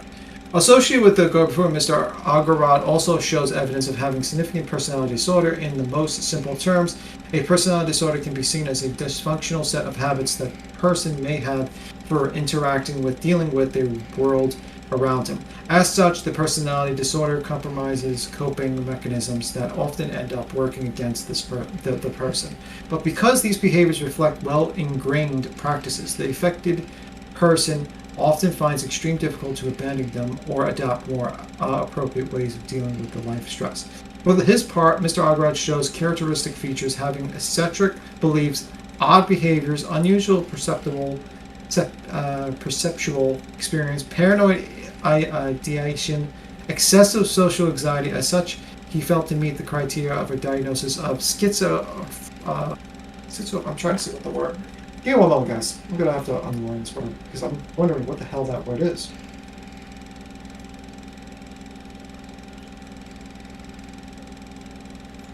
What is this? Okay, let's see. Schizotypal personality disorder, a mental health condition marked by the consistent pattern of intense discomfort with relationship and social interaction. People with STPD have unusual thoughts, speech, behaviors, which usually hinder the ability to form and maintain relationships. Okay. I was wondering about that. Finally, apparently in an attempt to self-medicate his anxiety problem, Mr. Agrath has developed a drinking problem. He admitted to daily heavy use of alcohol. He has continued using this despite knowledge of alcohol deleterious effects, despite unsuccessful attempts of curtailing his usage. As such, he meets the criteria of diagnosis of alcohol dependence. Regardless of how diagnosed are viewed, it is his opinion that Mr. R exceeds the threshold of being capable of proceeding to trial during the course of the evaluation and demonstrated an adequate understanding of nature and object and proceeding against him. He is understanding his position and reference that these proceedings he presents as being extremely anxious and afraid, but his anxiety is not so great as to negate his ability to work with attorney in a sufficiently rational and reasonable manner in the preparation of defense. For these reasons, we feel that Mr. Agra can be seen as being competent to stand trial. Recommendations. Mr. Agrath can be returned to custody of the sheriff of Yonkin County as being capable of proceeding to trial. He should be followed closely by mental health services as he's receiving jail or designated facility to effect should he made to transition from benzodiazepine to medication approved for treatment or chronic anxiety that do not pose a risk for abuse and dependence. Mr. Agarwal will ultimately also benefit from further subsequent abuse evaluation and treatment if he is willing to undertake this. In that regard, should he be found guilty in the matter, and should the court view any form of supervised release as being appropriate, then it is recommended that adherence to the compliance with prescribed mental health subsequent abuse treatment be made a mandatory part of the supervised release plan. Finally, we again note Mr. Arad was ordered to undergo the current evaluation on the day. Okay. So, I mean, like, what do you think of that? I know it was a lot. What did you think of that? I think this is the thing. He was originally put in a mental institution originally when he was a kid via the babysitter confessing that. And they really didn't do anything for him. Most people who have mental illness, especially early 2000s when people were getting aware of mental illness, it wasn't until really recently people have actually been like, okay, we have a mental crisis on our hand. Yeah. Usually it's caught younger. It is caught you. Most likely mental illness when it comes to manic depression, even schizophrenia, those things are caught maybe a year or two before your puberty, whatever your puberty time, when a child goes through puberty, or it's caught during puberty, and then it's treated. Medication is trial and error. Yeah. You know, some medications can really damage you and really, enhance the hallucinations in your manic, and then some medications will work. And it's trial and error. And I don't think that him at this age, when this was written up, I don't think him in that age, he's kind of set. He's like, this is just who I am now. I'm not going to try these medications. I'm not going to try to get help. But if he was, if they recognized this when he was a lot younger, he could have had a routine. Just like when he was in a mental institution, that woman we saw before saying that he was put into mental institution. Exactly. I don't know why they didn't. Usually you can catch schizophrenia in kids, in a very young, as 9 and up. Like the youngest they can catch it is at 9. So I don't understand what's going on there. Or again, I can sit back and go, was he faking his schizophrenia? Yeah, like, I mean, I don't think he was faking it. I mean, like, you've seen the house he's living in. That is not. Well, I've seen people who are mentally sane and still live in a house like that. So I'm not going to judge him on that house. I'm just going to be like, how about you're fucking lazy. Yeah, and then I'm just like, his prior history was completely ignored. Yeah, I mean, yes, maybe has been stopped if his mom did the right thing. Yeah, the mom, people have sympathy for the mom. And I'm like, I have no sympathy for the mom. I don't. I mean, I have more sympathy. I mean, you might say something to me to Pazuzu, because I think Pazuzu was sick. Yeah, definitely. I mean, like, I have I don't like murderer. I think, one-way ticket to hell, in my opinion, if you're a murderer and you're a rapist and you're a child molester. But if a guy is sick, it's kind of hard to say that one. It's like it's not his fault at a certain point. If he's basically have to self-medicate with drugs, the mental institutions are ignoring him. The system, the police are basically allowing him to do whatever he wants. And there's a community of people that just ignore him. And his mom is enabling him by giving him money and giving him sacrifices for animals and ignoring murders. Yeah. I mean, at a certain point, it gets to, like, you have to say to yourself, can you really blame a guy who's schizophrenic and has all these fucking mental problems for the crimes? Or does he need to, is it society's fault for allowing this to happen? Jasmina, I do think that, a part of me does think that he did kind of fake schizophrenia. A part of me does. It just does. But, regardless of that, I mean, his actions speak something else. There's a lot of people who have schizophrenia that don't. Yeah. Yes. Oh, what are you yelling at me for, Karina? Sorry, my That's cat. his cat. That's his cat, guys. Don't worry, it's not his girlfriend. But anyway. Yeah. But sorry. yeah, I mean, the situation is that, and I just want to answer. How could he bring out? Yeah, she brought animals every month to give to him, like bunnies. She's a little sick too. She actually did that. Yeah. So I mean, like, let's go to the next thing. We're gonna show the next victim of his situation. We're gonna watch. I know we went through a lot of reading. I'm sorry, guys. The murder of the Josh Wetzler.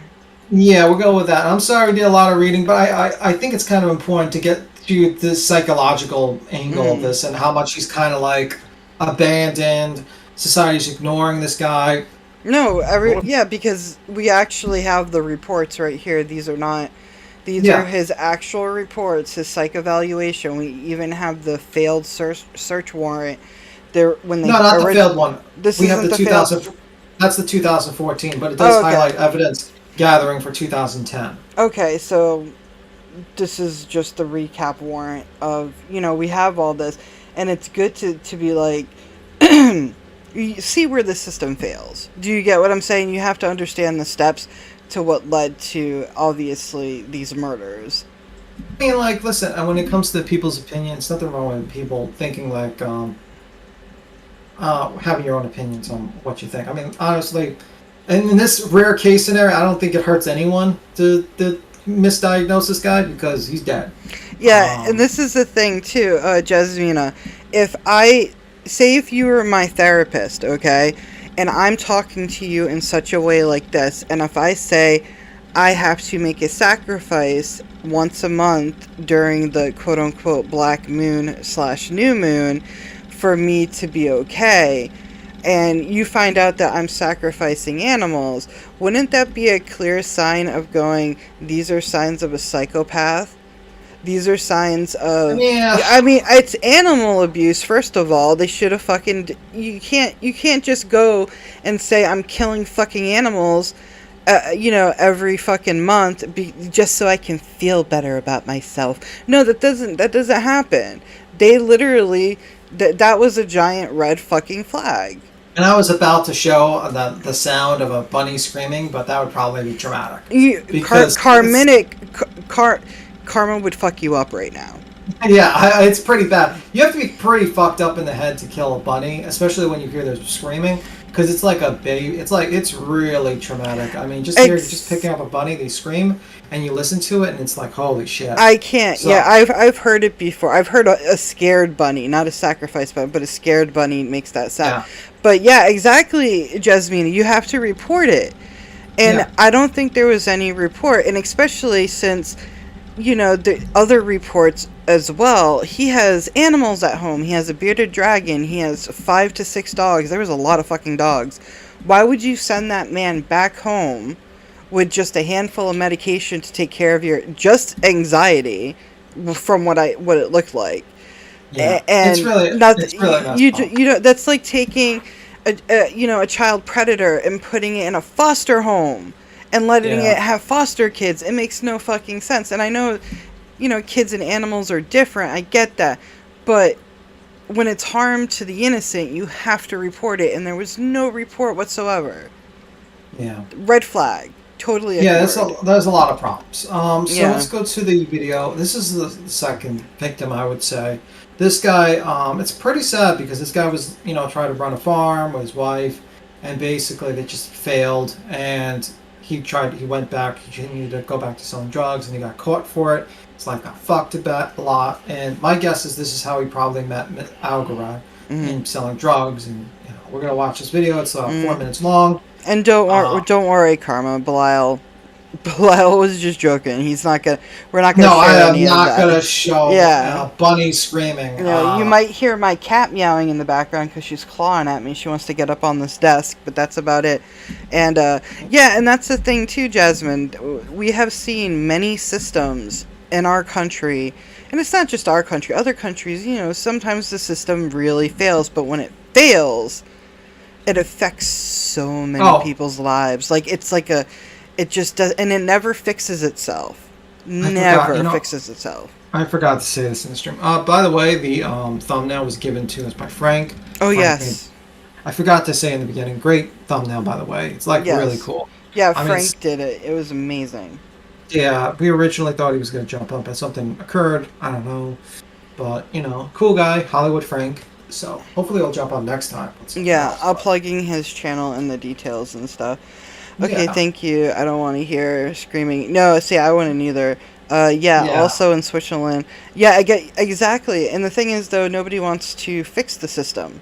I have no idea why nobody wants, or they claim they're fixing it, and you go, oh, it looks like they're fixing it, but then there's another dead body, another lost soul.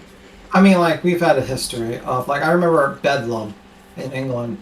I don't remember I heard. If I was that old that I was around Bedlam at the time Bedlam was established, I wouldn't be on YouTube right now. I'd probably be in hiding. But the fact is that they used to, how they funded Bedlam, I believe at one point, they would actually, first they would have the mentally ill people walk the streets and ask for money who lived in Bedlam. But they realized they had a better way of doing it, where they would just they would put them in cages and allow people to go visit a sideshow and pay money to see mentally ill people in Bedlam. So there's been multiple issues of basically and when they stopped doing that, it got worse because apparently no one wanted to pay and no one wanted to watch, and these people. So we've for hundreds of years, maybe thousands of years, we've always treated the mentally ill as shunned, or they're possessed, or we just kind of try to forget about them. Or we try to diagnose them as mentally ill when they just have postpartum depression, or if they're gay, or, you got to remember too, y'all, it was only in the 1950s and parts of the 60s, if you were gay, well, I think it's more in the 30s and 40s, you would get a lobotomy. So, if you don't know what a lobotomy is, please Google that on your own time. See, this is the problem when you go from memory. Let me see that one. Let me see. Exactly, 800 to win. Oh my God, that's awful. When in America, I think it was awful. We do have awful testings. Believe me. I saw a documentary. It was probably in the 1800s. Might be earlier for the poet, where they had people just walking around begging for money. But yeah, it was pretty bad, and that's always been the case with mental health, unfortunately. But also with physical health as well. I mean, look at them. We don't call them that anymore, but back in the day, the freak shows and stuff. Exploitation. The freak shows were a step up from being in the mental institute. Oh yeah, at least you know. At least you're self-aware. And you actually get money, and you might actually not be in that facility. So let's continue. Let's go to the actual the murder of Josh Wetzler. This is from Vice TV as well, so credit goes to them. Yeah. Ice water tubs. We've all seen Ratchet. I can't wait for season 2. We're at 0-0, and we're going to press play now. North Carolina's in the Bible Belt. It's God's country. One of the reasons there was so much hype around Pazuzu, and a big part of Pazuzu's infamy in the local underworld, and the myth he was able to build up around himself, was a direct response to the evangelical Christian fervor in his community. I do believe in the devil. The devil preys on the weak. Winston-Salem was full of weak people. That's a nice neighborhood, by the way. I was a preacher's daughter. North Carolina's heavily very involved in pretty. church, The weather, though, doing oh my the Lord's god. work. Sylvia lived at Pazuzu in 2009, a few months after Josh Watsler's disappearance. Mm-hmm.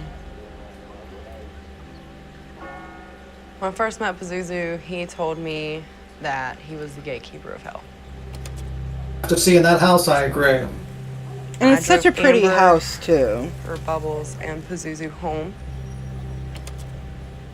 When I saw their front door, that's when I knew something was highly wrong. I didn't want to be there. I wanted to leave immediately. But they asked me to stay and watch a home video of theirs. The video was of Pazuzu and Bubbles dancing around naked. Bubbles lying on a bed in one scene, doing inappropriate things to herself. Don't worry, you're not going to see that. No. I knew the video made me nauseous. I don't think this is the video. I think these are just random weird clips. Pazuzu in one shot had a knife and a bloody bandana on his head. Apparently, it was Josh's bandana, from what I was told by everyone that hung out with him. They had trapped him in a basement. This was on the video. They had starved him for days.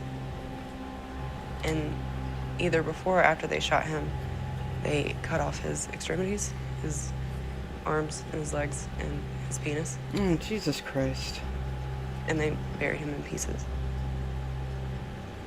Crystal was proud to tell everyone she knew that she was involved. Crazy. I'm gonna pause this real quick, even though that's a creepy image to pause on. Real quick, a little background about Josh Welts. We did talk about this a little bit. He originally was sent to jail on drug charges.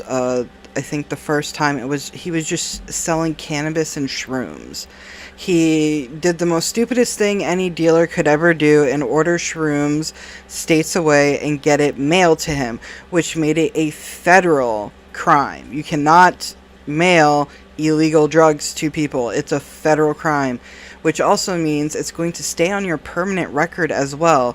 And because of this, even though he's serving his time and he's paying his fines, doing what you're supposed to do, he has a stain on his record, which means nobody's going to fucking hire him. So what are you forced to do when nobody's going to hire you? You try to survive, which means you have to go back to selling cannabis and shrooms. So this poor guy, you know, he had nowhere to work. He wanted to provide. He had a son. He has a son. And he had, an ex, I think it was his ex-girlfriend, or were they married? I don't think they were married. Trying to provide for them. And through his dealings, obviously, he got mixed up with Pazuzu. And he went over there, and that was just enough for Pazuzu to, there was no,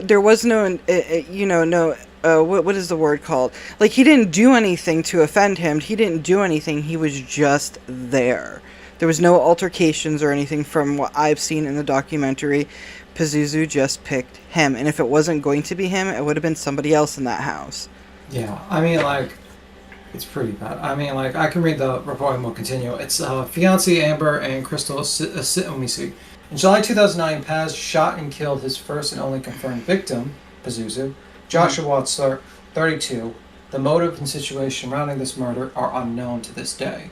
The fiancée Amber and Crystal assisted Paz or Pazuzu in burying the body in the backyard home, apparently with knowledge of Cynthia at the time, as well as a neighbor by the name of Alan Billings, was reported by his daughter to also have assisted in the burial of the body. However, charges were brought against him and the allegations remain largely unfounded. On August 3, 2009, Tarina Billings, daughter of the neighbor Ellen, told the Forsyth County Sheriff's Office that her father had helped bury a corpse in the yard of Pazuzu in the month prior. No search or follow-up to this tip was recorded by the law enforcement in any way. Pazuzu was still under probation for at this time, and his house and practices were all well known to the area. So the lack of follow-up by the police in this first tip was more than a misstep by the officers. If this tip had been treated appropriately, perhaps the next murder could have been avoided. Several months later, October 2009, Amber shot and killed Tommy Welch, 31, again with a no motive. The trio also buried his body in the backyard at the time, not to be discovered for over 5 years. To be clear, this is not because these were some acts of genius. I'm reading the block. Acts of criminal mastermind. The condition in this home and state of poverty in the community was simply abhorrent enough to not draw any less than complete necessary attention from law enforcement, apparently. We'll continue the video. I'll read more of the blog, but yeah, it's pretty. Oh, sorry. I think Cynthia is the mother, right? Yeah, Susie's Cynthia is the mother. Yeah, it is the mother. Yes, there's a lot of characters in this, and it's just really sad. It's the whole entire thing is sad, especially, this is Josh. He was a good guy. He was a loving father. He was attentive to his child, and it was said when when his son was asking his mom, where's dad, and they had the news that he's dead. She told her son, dad is gone, dad's not coming back, he is dead, and explained the whole death thing to this child. And she said that her child had such a relief in his face, not because the father was dead, because he didn't want to feel abandoned. He thought his father abandoned him, but he didn't, and he's just like, oh, dad's dead. And I thought that was very sad, because they took a father away from this child who was like 5 or 6 years old. Yeah. It was horrible. It's pretty bad. But okay, back to the video. We were at 2 minutes and 32 seconds. Are you good? Let me just go back a little bit. Okay. He's so weird. Yeah, it's and the funny thing is, and it's not really funny, but I shouldn't have used that word, but he actually used to shop at Hot Topic, this guy. Of course he did, because it was during that. I remember, I used to be the goth kid, okay? I used to be a weirdo. I still am, but... if you know that I would suggest no one go to Hot Topic, or come to my drift. Who goes to Hot Topic anymore? That's where you go to get the Little Mermaid shirts. All they sell is Disney shit. Yeah, I don't know. Yeah, nobody goes there. Disney shit, or... there was no motive as far as I know. It's just that Josh was there. And I guess the motive would have been it was a sacrifice. In Pazuzu in his head thought, I need to sacrifice something once a month so I can live. But yeah. Let's continue. Yep, pressing play now. He had spoken to me on several occasions that he had killed homeless people and done a whole bunch of other people really badly. Yeah, it was years back. Shot a few people, stabbed a few people. There was never any proof to my knowledge of any of these things happening. I just thought that he was trying to look cool. I was there hanging out, and Paz told me, hey, I got a person in my basement. Okay, cool, whatever, dude. It's not my problem. Crazy. I was told, if a person comes out of the basement, don't let them go. No one ever made a sound. No one ever knocked on a door. No one ever did anything. I was told that there was a person in the basement. I said, sure.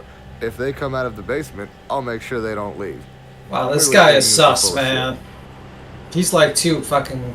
Pazuzu looked at me, grabbed a very large knife. It was more or less a sword, but he said, I've done something. He didn't say what he had done. He said, you're gonna help me dig this hole or I'm gonna kill you.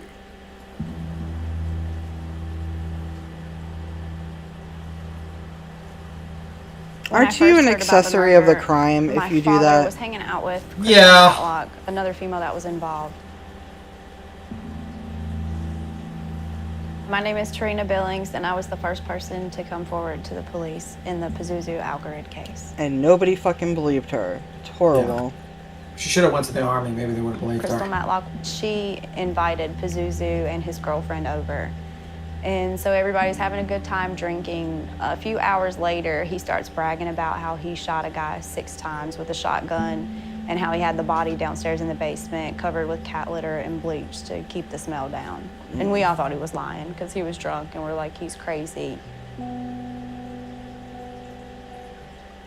That's crazy.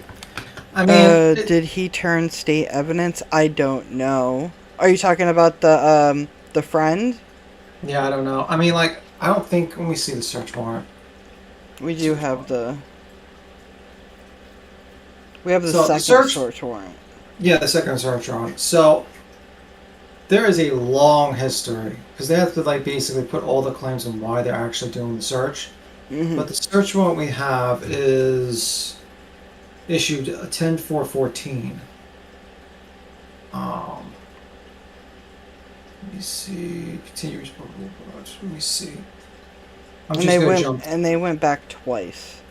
Yeah, this was the second time. The first time they had dogs, and apparently there was one body. But before we go that, the second victim, after I read about that person, but after the murder rumors of killing Circle Town, he was also well known as a drug dealer that got away with murder. Paz enjoyed the attention he drew and continued to brag about this along with other murders. On February 9, 2010, a woman by the name of Stacey Carter called the sheriff's office to inform them that she had been told the body of her boyfriend and father of her child, Josh Watzler, was buried in the property, and finally tip prompted a bit response.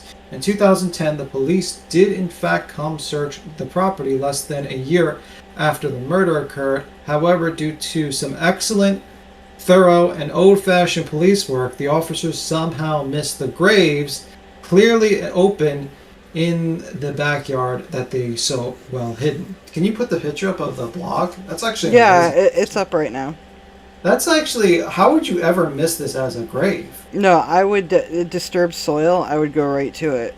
But yeah, Carmen, you're right. He did. I mean, there was a couple people who were accessories to the crime, and they just they're walking free. Did they even serve time? Or did they even get, like... I think only 3 people served time, and it was, I think, Amber, I know, he was arrested, and there was someone else arrested. Well, I think the other girlfriend who helped bury the body. I don't think anyone else actually went to jail for this. This image of the 2014, 4 years after the initial search, and the graves are still clearly evident. In addition to human remains found in the yard 2014, numerous animal bones were discovered backing the multiple claims of ritual sacrifice. Between 2010 and 2014, police in Forsyth County would receive multiple directed tips stating there were bodies buried in the backyard of Nob Hill home, and the tips were received from people who stayed in the home, including friends. Both Amber and Paz separately, and even Paz's own mother, Cynthia, called the police in November of 2011. Despite the growing number of consistent reports, law enforcement made incredible responsible decisions to simply ignore the tips and existence of Nob Hill House almost entirely. That's sarcasm, by the way, and just making sure people know that. Rewind back to 2010, Paz narrowly escaped the discovery of the victims in an initial search by the police. However, now he found himself in a different kind of trouble. Over the winter, one of the roommates who was stayed in the house for a short period named Nicholas Pasquala Raza was on a run from the charge involuntary manslaughter. The body of the victim, Joseph Emmerich Shadler, was found in the bank of Yard. This is the murder we went through before. Was found in the bank of Yadkin River near where Paz had often practiced his rituals.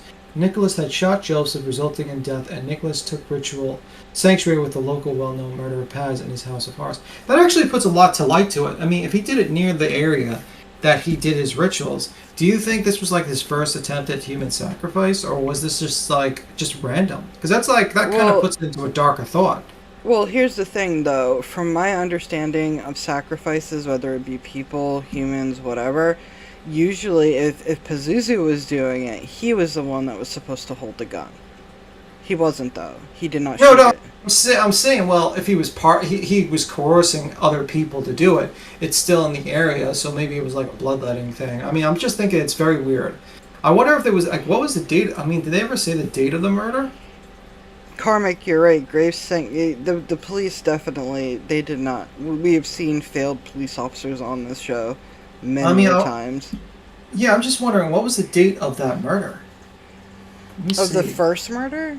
Yeah, Chandler Emmerich, state of Berlin. Let me see. because spoiler alert for people, when he killed himself in his jail cell, it was one day after the full moon. And he had no possibility of murder date.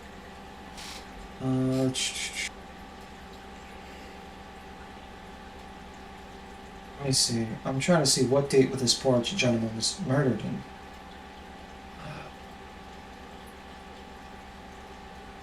Where is it? I'm sorry, guys, for you can I'm sorry for being silent. I'm just trying to see what date was this guy. Then 31 minutes. Just for charge. September. Whose body was in September. That would make, I don't know what date he was wrote, but it would be very interesting if it was done in like it was full moon. Maybe this is probably what the prosecutors probably should have investigated and said, is there a full moon? And he does rituals. I mean, that's an interesting thought. Did you think about it? Like, why didn't the prosecutors connect the dots? They wouldn't fucking... And say to themselves, this guy sacrifices animals on the full moon, and maybe this guy being shot on the full moon was part of a ritual and wasn't an accident, and he was just doing a ritual. Am I like out of there? Is that a crazy theory, guys, or is that kind of should have been connected by the district attorney? Well, this is the thing. You're expecting people in this area to know what they're doing, and so far we've seen all of them: the mental institution, the police, the court system, just completely fail. So yes, I can see them just not connecting the dots. I mean, I find it funny that a YouTuber that has no criminal background actually connected the dots with the MO of full moon killings. Yeah. I mean, like, this could have been you could have easily said, he just admitted in his psych evaluation that he needs to sacrifice animals on the full moon, and that this person was shot near the place where he sacrificed the animals, possibly on a full moon. Do you need to be a rocket scientist to do the connections here? But is that connection even worth putting? Like, well, what do you do with that? Well, what would happen was it wouldn't be accessory. It would be basically a premeditated murder, and he would have went to jail for 20 years. But they have no evidence. What do you mean they have no evidence? The first murder. Well, no, I'm saying, though, basing it on a full moon or not, I don't think it's enough. No, you can easily go on Google and look up the dates of a full moon. Yeah, but I'm not saying there wasn't a full moon. I'm saying that I don't think that's enough evidence to do more than what it is. Yes, it does. It's an MO, just like that person said, motive apparatus. It's basically the motive of the person to sacrifice, and he just moved up to the food chain. He basically went and said, oh, I'm going to kill humans now, instead of dogs and bunnies and whatever creatures. But okay. That's my thought process, that maybe that's the whole thing. Connected to the other murder, and when the guy unalived himself. Yeah, the unalive himself one. That we're going to get to that soon. It was the day after a full moon.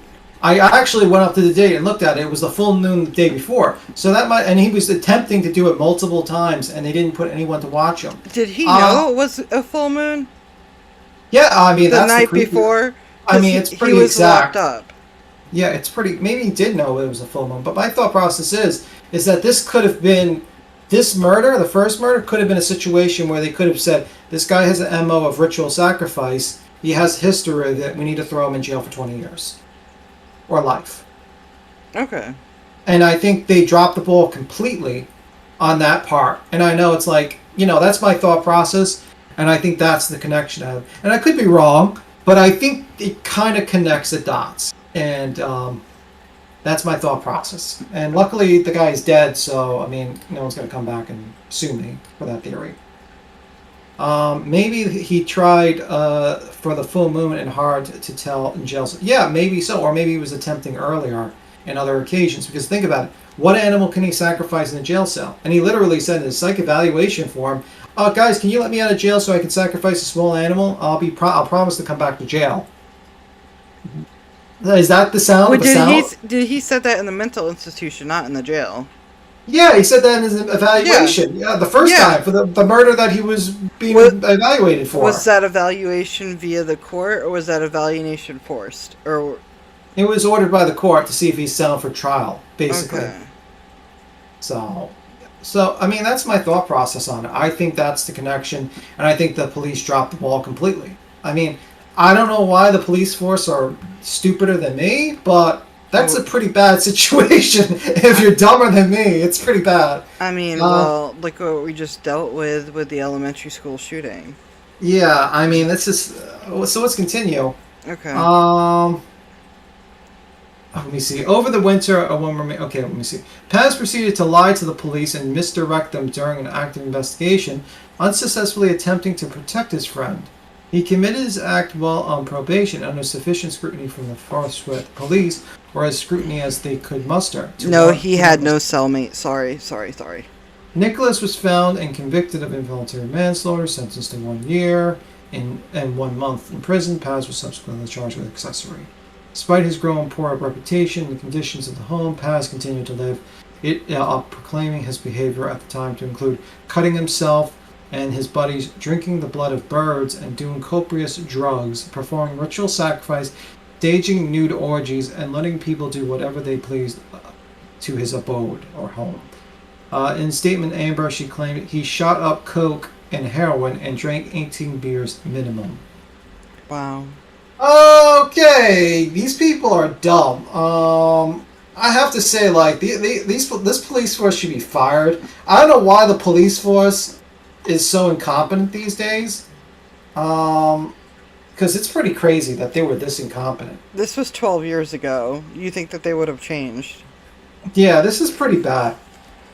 Oh, no, he didn't have a cellmate. Yeah, I mean, like, yeah, that's the thing. He was attempting to supposedly suicide himself, and they never actually had, you know how, like, Epstein, how they had, like, 2 guards that watched him, supposedly, and so they wouldn't commit suicide. Yeah, that didn't work out too well. That didn't well too. You know, they just need their naps. That's another stream, by the way. That's the last day of our. That's like our last stream we're gonna have because YouTube will immediately ban us if we talk about that.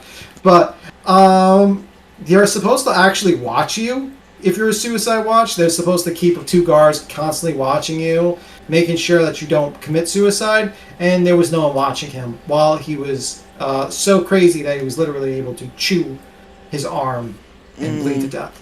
Yeah, suicide watch. That's exactly where it's come. They didn't put him on suicide watch at all. They just were like, oh, he's suicidal. That was it.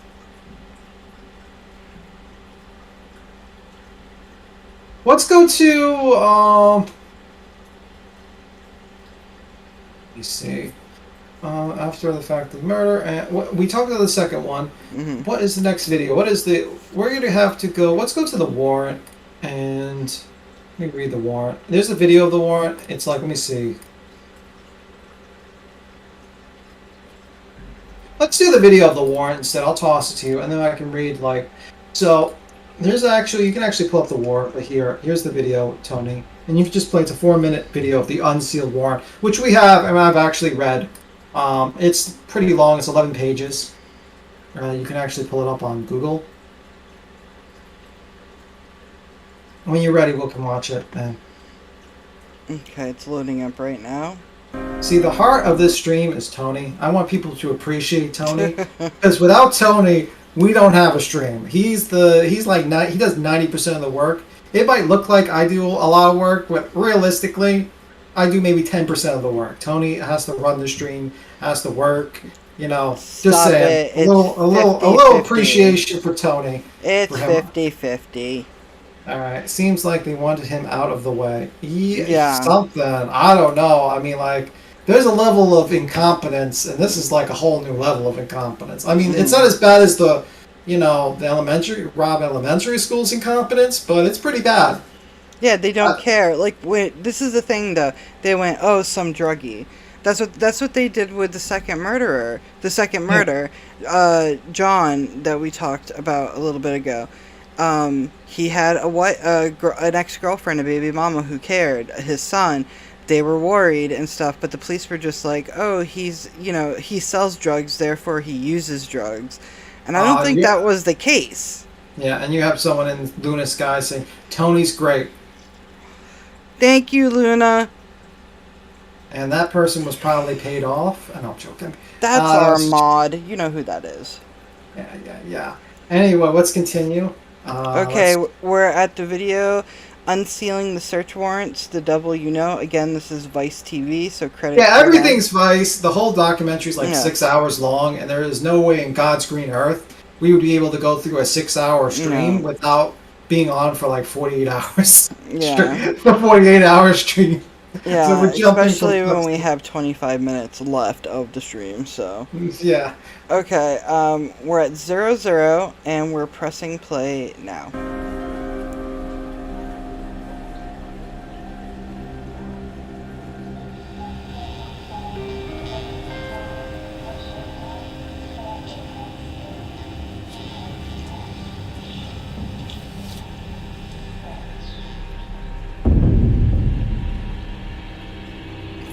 She got 4 years, 10 months behind bars with credit for time served. Her hearing in the final okay, that went by fast.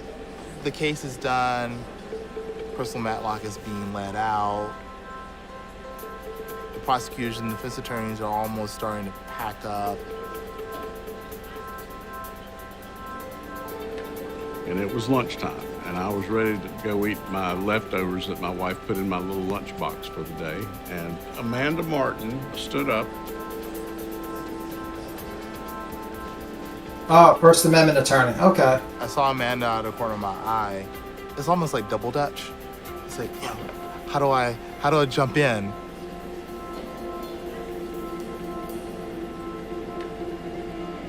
I'm very often the unexpected visitor to a courtroom. She said she wanted to raise the question of whether these search warrants could now be unsealed. Yeah, they were sealed initially. Mm-hmm. So we had these 2 layers of problem here. You had a sealing order that ran counter to the North Carolina Public Records Law and counter to the cases interpreting the First Amendment. Usually a search warrant is sealed either to protect the integrity of an investigation or to ensure the fair trial of any defendants who were charged. But what was it that was in the search warrants that needed to continue to be sealed? We didn't know. The laws of public records are there for very good reasons. And the interest in that is never stronger than when we're talking about oversight, if you will, of law enforcement. Competence. These are people who walk around with guns, they arrest people, they search people's homes. I mean, they have more power than you can imagine. And so I'm not saying they shouldn't have that power, but I always feel that the trade-off for that is that we should be able to see how it gets exercised. At that point, with Matlock being the final defendant, I saw no reason to keep them secret any longer because the investigation was concluded. Everyone had been brought to justice. Take the kids to school and you come home and you turn on the computer and there's, a story in the Winston-Salem Journal where old Mike Hewlett's been able to get these search warrants shaken loose. And then it's that case that's been in the back of your mind talking to you. And I almost clicked on them that first time and I'm kind of hovering over the PDFs. Then, I go back to the article a few more times over the next couple days. Sitting around by yourself thinking, is it like an addiction? Is this journalism is a nasty business and it's an awful addiction. And the highs you get from it will never make up for the lows, and yet you keep doing it over and over again. I clicked on that PDF and I opened up these search warrants and I read them. I have never seen a single document come across my desk in my life that was as egregious and that was as raw an example of signals have been missed, bad jobs have been done, people have been hurt. Very true. This is true. That's how long it was from when Josh Wesley was murdered until the bodies were found in Pazuzu's backyard. The search warrants proved that this case could have been solved within weeks of Josh's disappearance. Where before we only had rumors, now I got hard facts. And I'm diving back into the Pazuzu story for one last piece. My hope is I can get this community some answers. So basically what he means by that, and this is a very lengthy fucking document, sorry for my language. Let's see.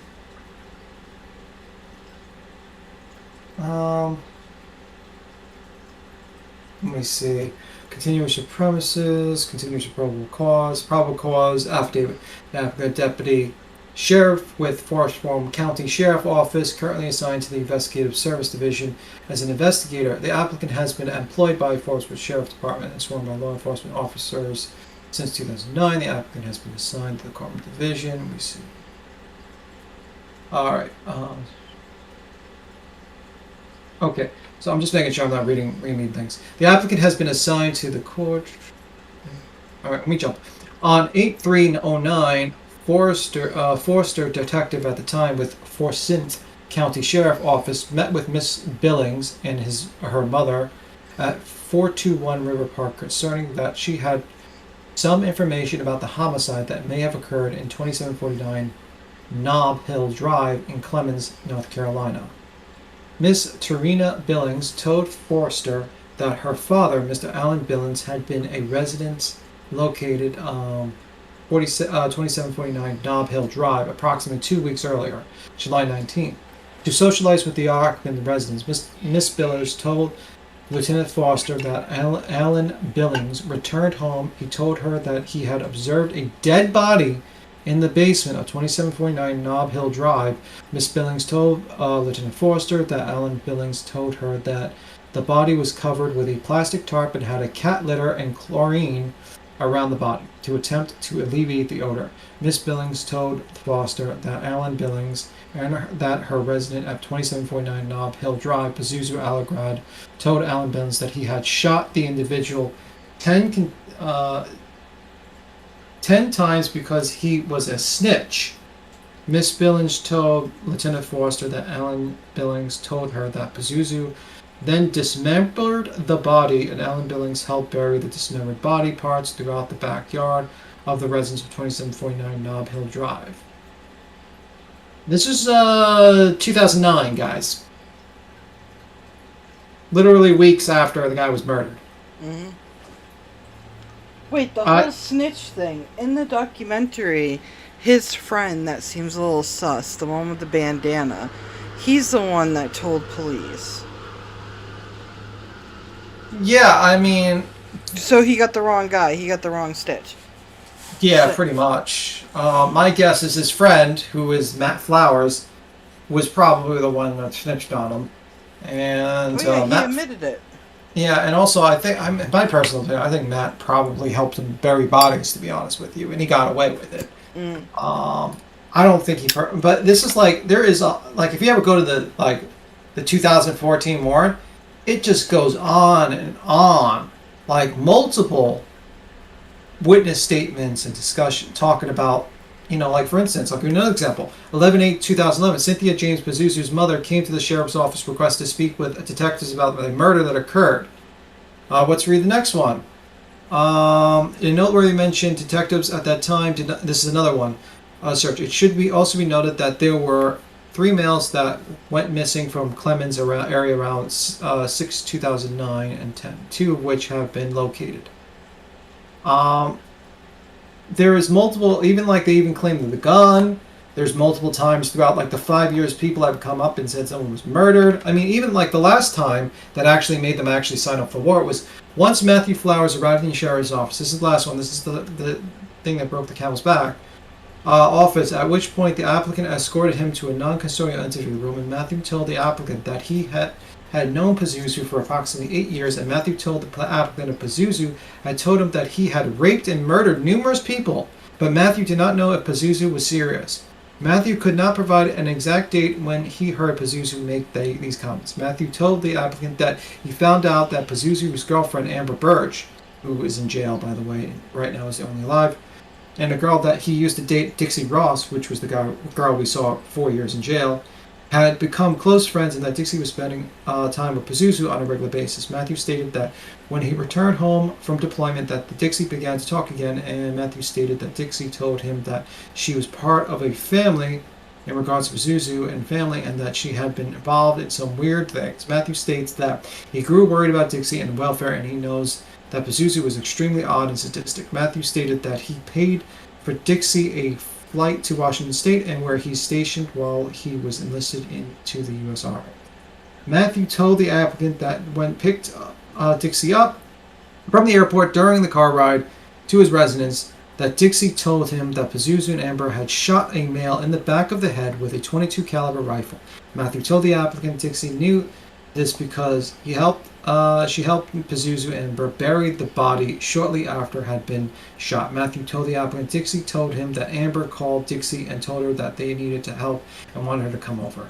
Matthew told the applicant that once Dixie arrived at Pazuzu's residence, Amber told Dixie they had shot a guy and that they needed help burying the body. Matthew told the applicant that Dixie told him that Pazuzu could not help with burying the body because he was jumping on the body yelling, "You fucked up, motherfucker," and in the process rolled his ankle.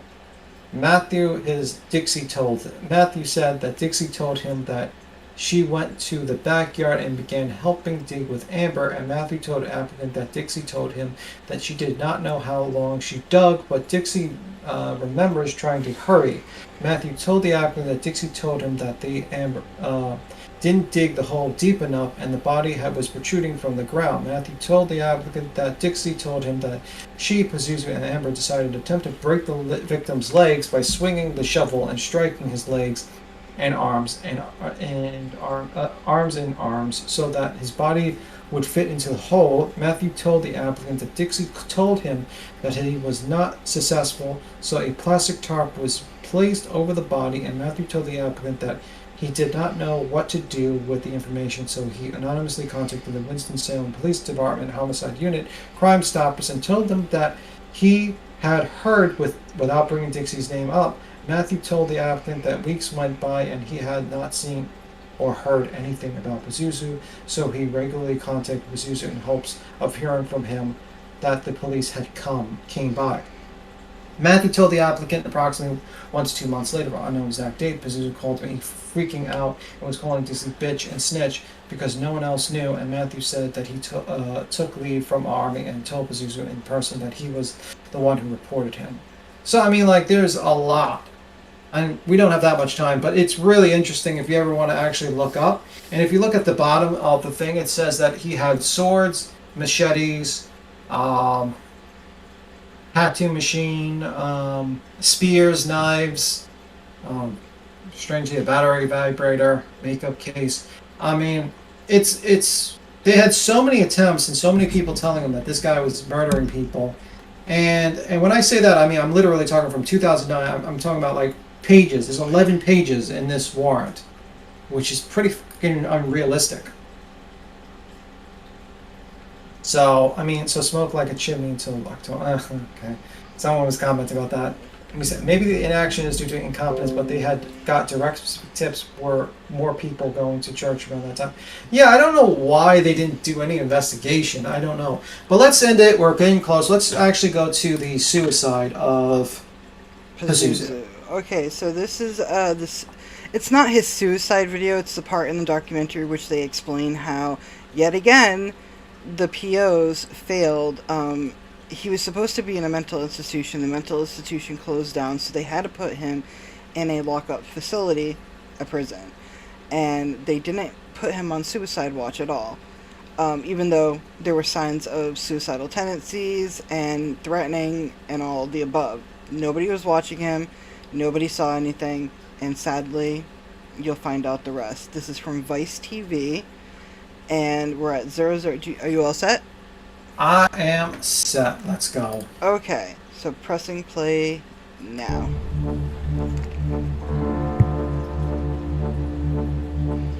We often, as Americans, like to listen to the narrative of the police and the court system and the education system. And the reason we like to do that is we like to think that those systems are working for us. This is the only sane guy in North Carolina. Our justice system is pretty very much difficult for the public to ever peel back the veil and see what really went on.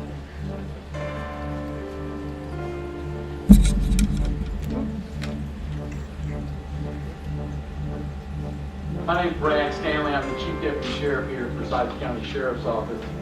This morning, the Sheriff's Office was notified that Pazuzu Algarad had died while they were at Central Prison in Raleigh. Mr. Algarad was discovered shortly after 3 a.m. He was unresponsive and had a wound from one of his arms. Mr. Alvarado was sent to the Adult Corrections Central Prison on a safekeeping order. That order has subsequently been sealed, so we cannot discuss any of the specifics contained within that order. Are there any questions? Law enforcement, in my experience, is not going to tell you a lot. Well, I could tell you that much. Oh, we know. That would have to be, we don't have that information at this point. Was there any suspicious activity leading up to his death? But I would have to refer any of those specifics to those folks. They're not going to talk about motive. They're not going to talk about nothing.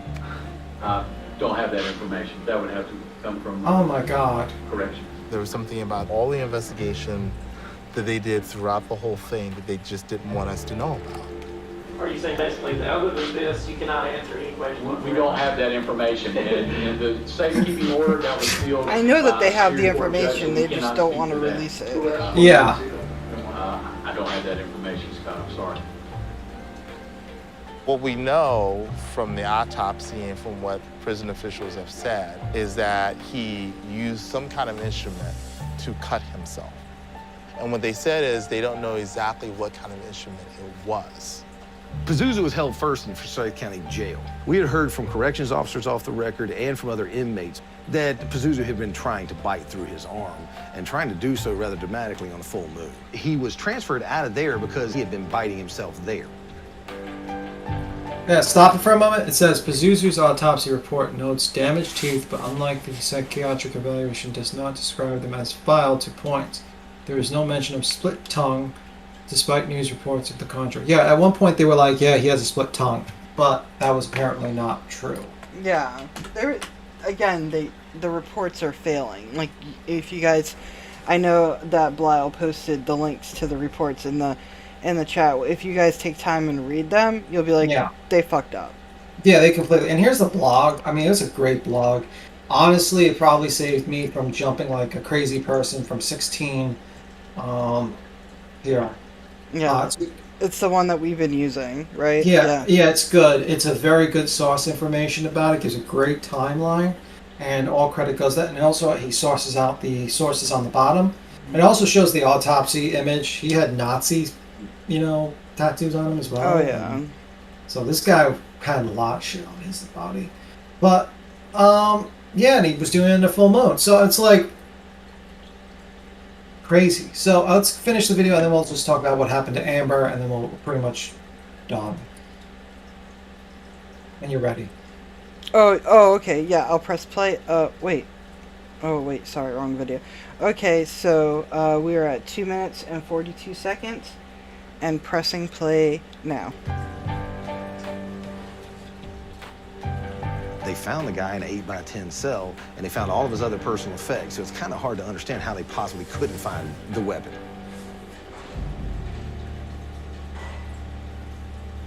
He gets sent away from the Forsyth County Detention Center because they say they can't take care of the guy because he keeps trying to kill himself and they can't stop him from doing it. So the people in Central Prison know what he's apt to do. Somehow he gets time to be alone long enough to chew into his arm, enough to bleed to death.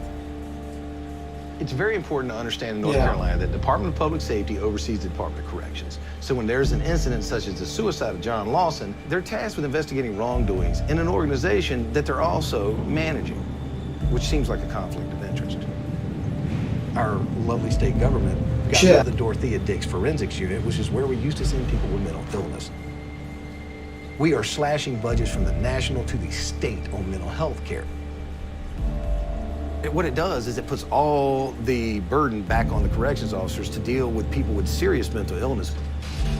And in the prison system, about 2,500 open jobs that they can't fill because the jobs don't pay crap, they're super dangerous, and nobody wants to do that stuff, even in these little towns where they're economically depressed.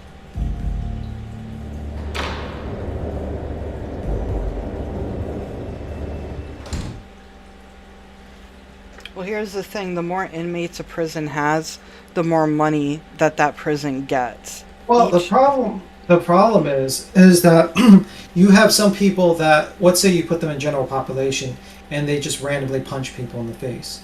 That person's going to be killed in prison. I can't get into details of my job, but I've seen a case that did happen, where a man that was basically punching people, and then he was and he was in with actual people in jail, like kind of a jail facility in hospital for people who didn't have mental illnesses, and he was beaten to death. You have scenarios where this guy is violent to others, so it's like not a very good idea to mix people with mental illnesses with people who are in criminal population. It could be dangerous to the people who are just doing their time and just trying to get out, and it could be dangerous for the mentally ill.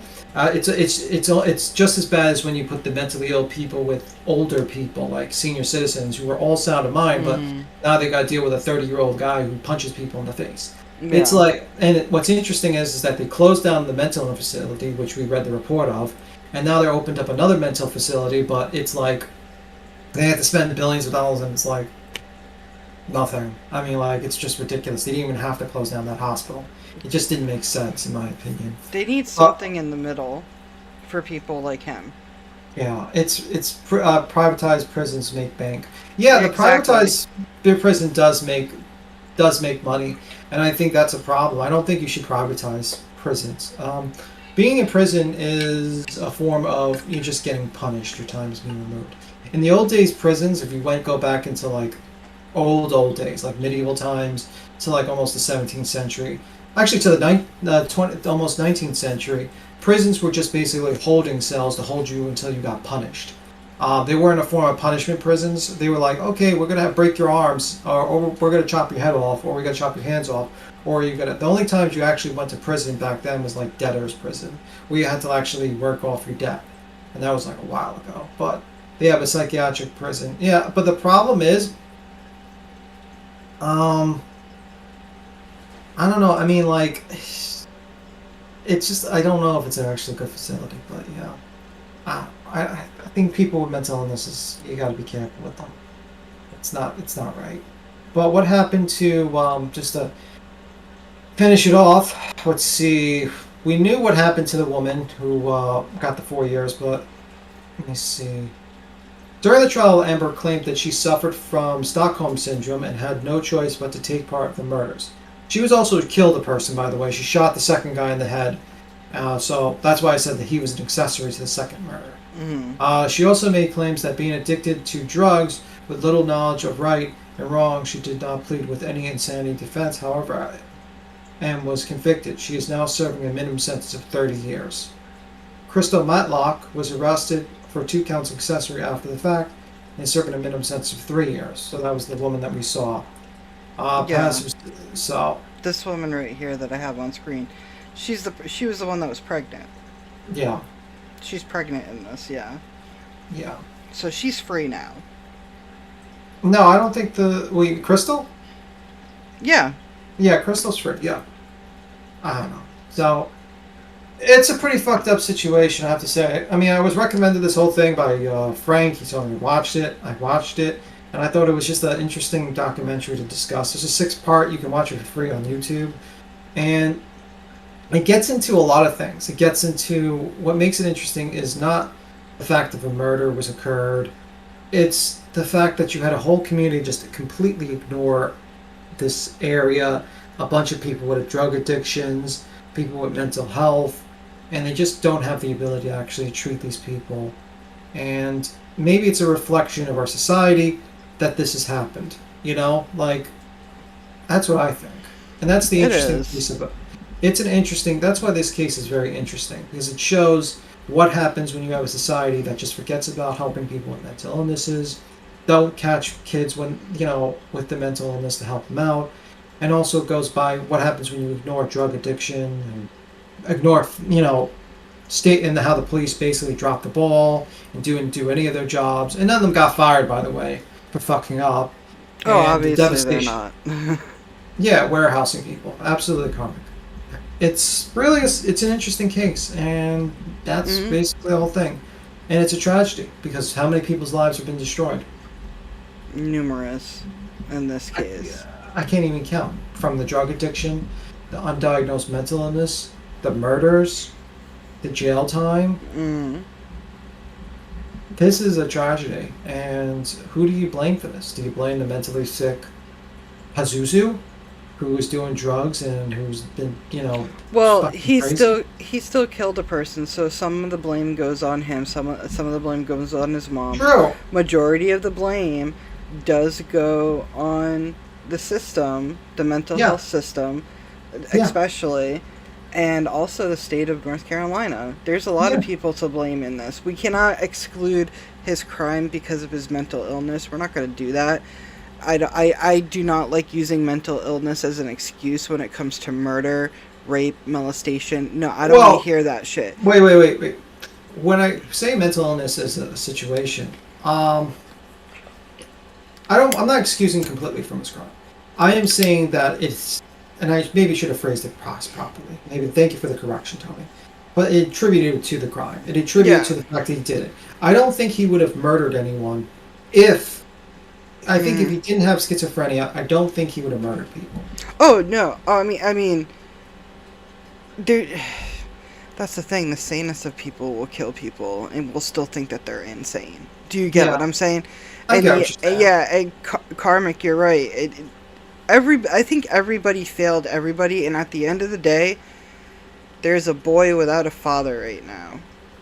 Yeah, and there's And what does he have to be reminded of about his father? Sadly, this documentary about a sick man where the system failed, and everybody failed. Yeah, it's a tragic story. It's an interesting documentary. It's worth watching. You can watch it for free. It's on Hulu as well. So if you're in the States, you can watch it on Hulu. It's The Devil You Know. And if you're not in the States, it is on YouTube. Just look up The Devil You Know documentary, and it's there in all its parts. Yeah. Well, anyway, guys, I think that's sad. pretty much it. I'm wondering what we'll do next on Friday. We'll think about it. I'm trying to think, what will we do? Who knows? Who knows? Maybe something will happen. Maybe there will be a war in Taiwan. Who knows? Maybe we'll just talk about the new drama. We'll figure it out. But yeah, some crazy stuff. A lot of things can happen in a week's time. Yeah. Yep, just one case. This is Well, we've covered a lot of cases where the system fails. Mm-hmm. Unfortunately. But you guys have a good one, and yep, you guys have a good night, and y'all keep safe, and I hope you guys have a good start of the week. And if you want updates on videos, content, or anything like that, please go to Zero to Manic on Facebook, and then our active page is Zero to Manic 3.0, where you have all the updates, the memes, all that crap. Yeah. So if you want to be involved in that, please join, subscribe, and just join us in our conversations.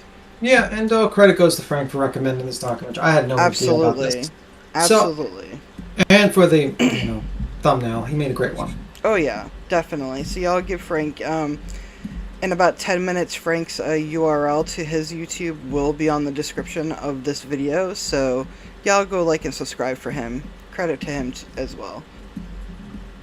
Alright, but y'all keep safe out there. Yeah, there's no sound. Don't worry, guys. There's no sound of actual animals. I was just, Yeah. He was just fucking around. Yeah. I mean, I just wanted to point out how psychotic you'd have to be to murder a bunny. I mean, that's cold. That's like a level of coldness. I don't know, man. This is the thing. How psychotic are you to murder a bunny? But how psychotic are you to be the person to give the person the bunny, knowing full well that they're going to kill the bunny? Do you get what I'm saying? Yeah, that's some messed up things. But anyway, guys, have a good one, guys. See you Friday. Yeah.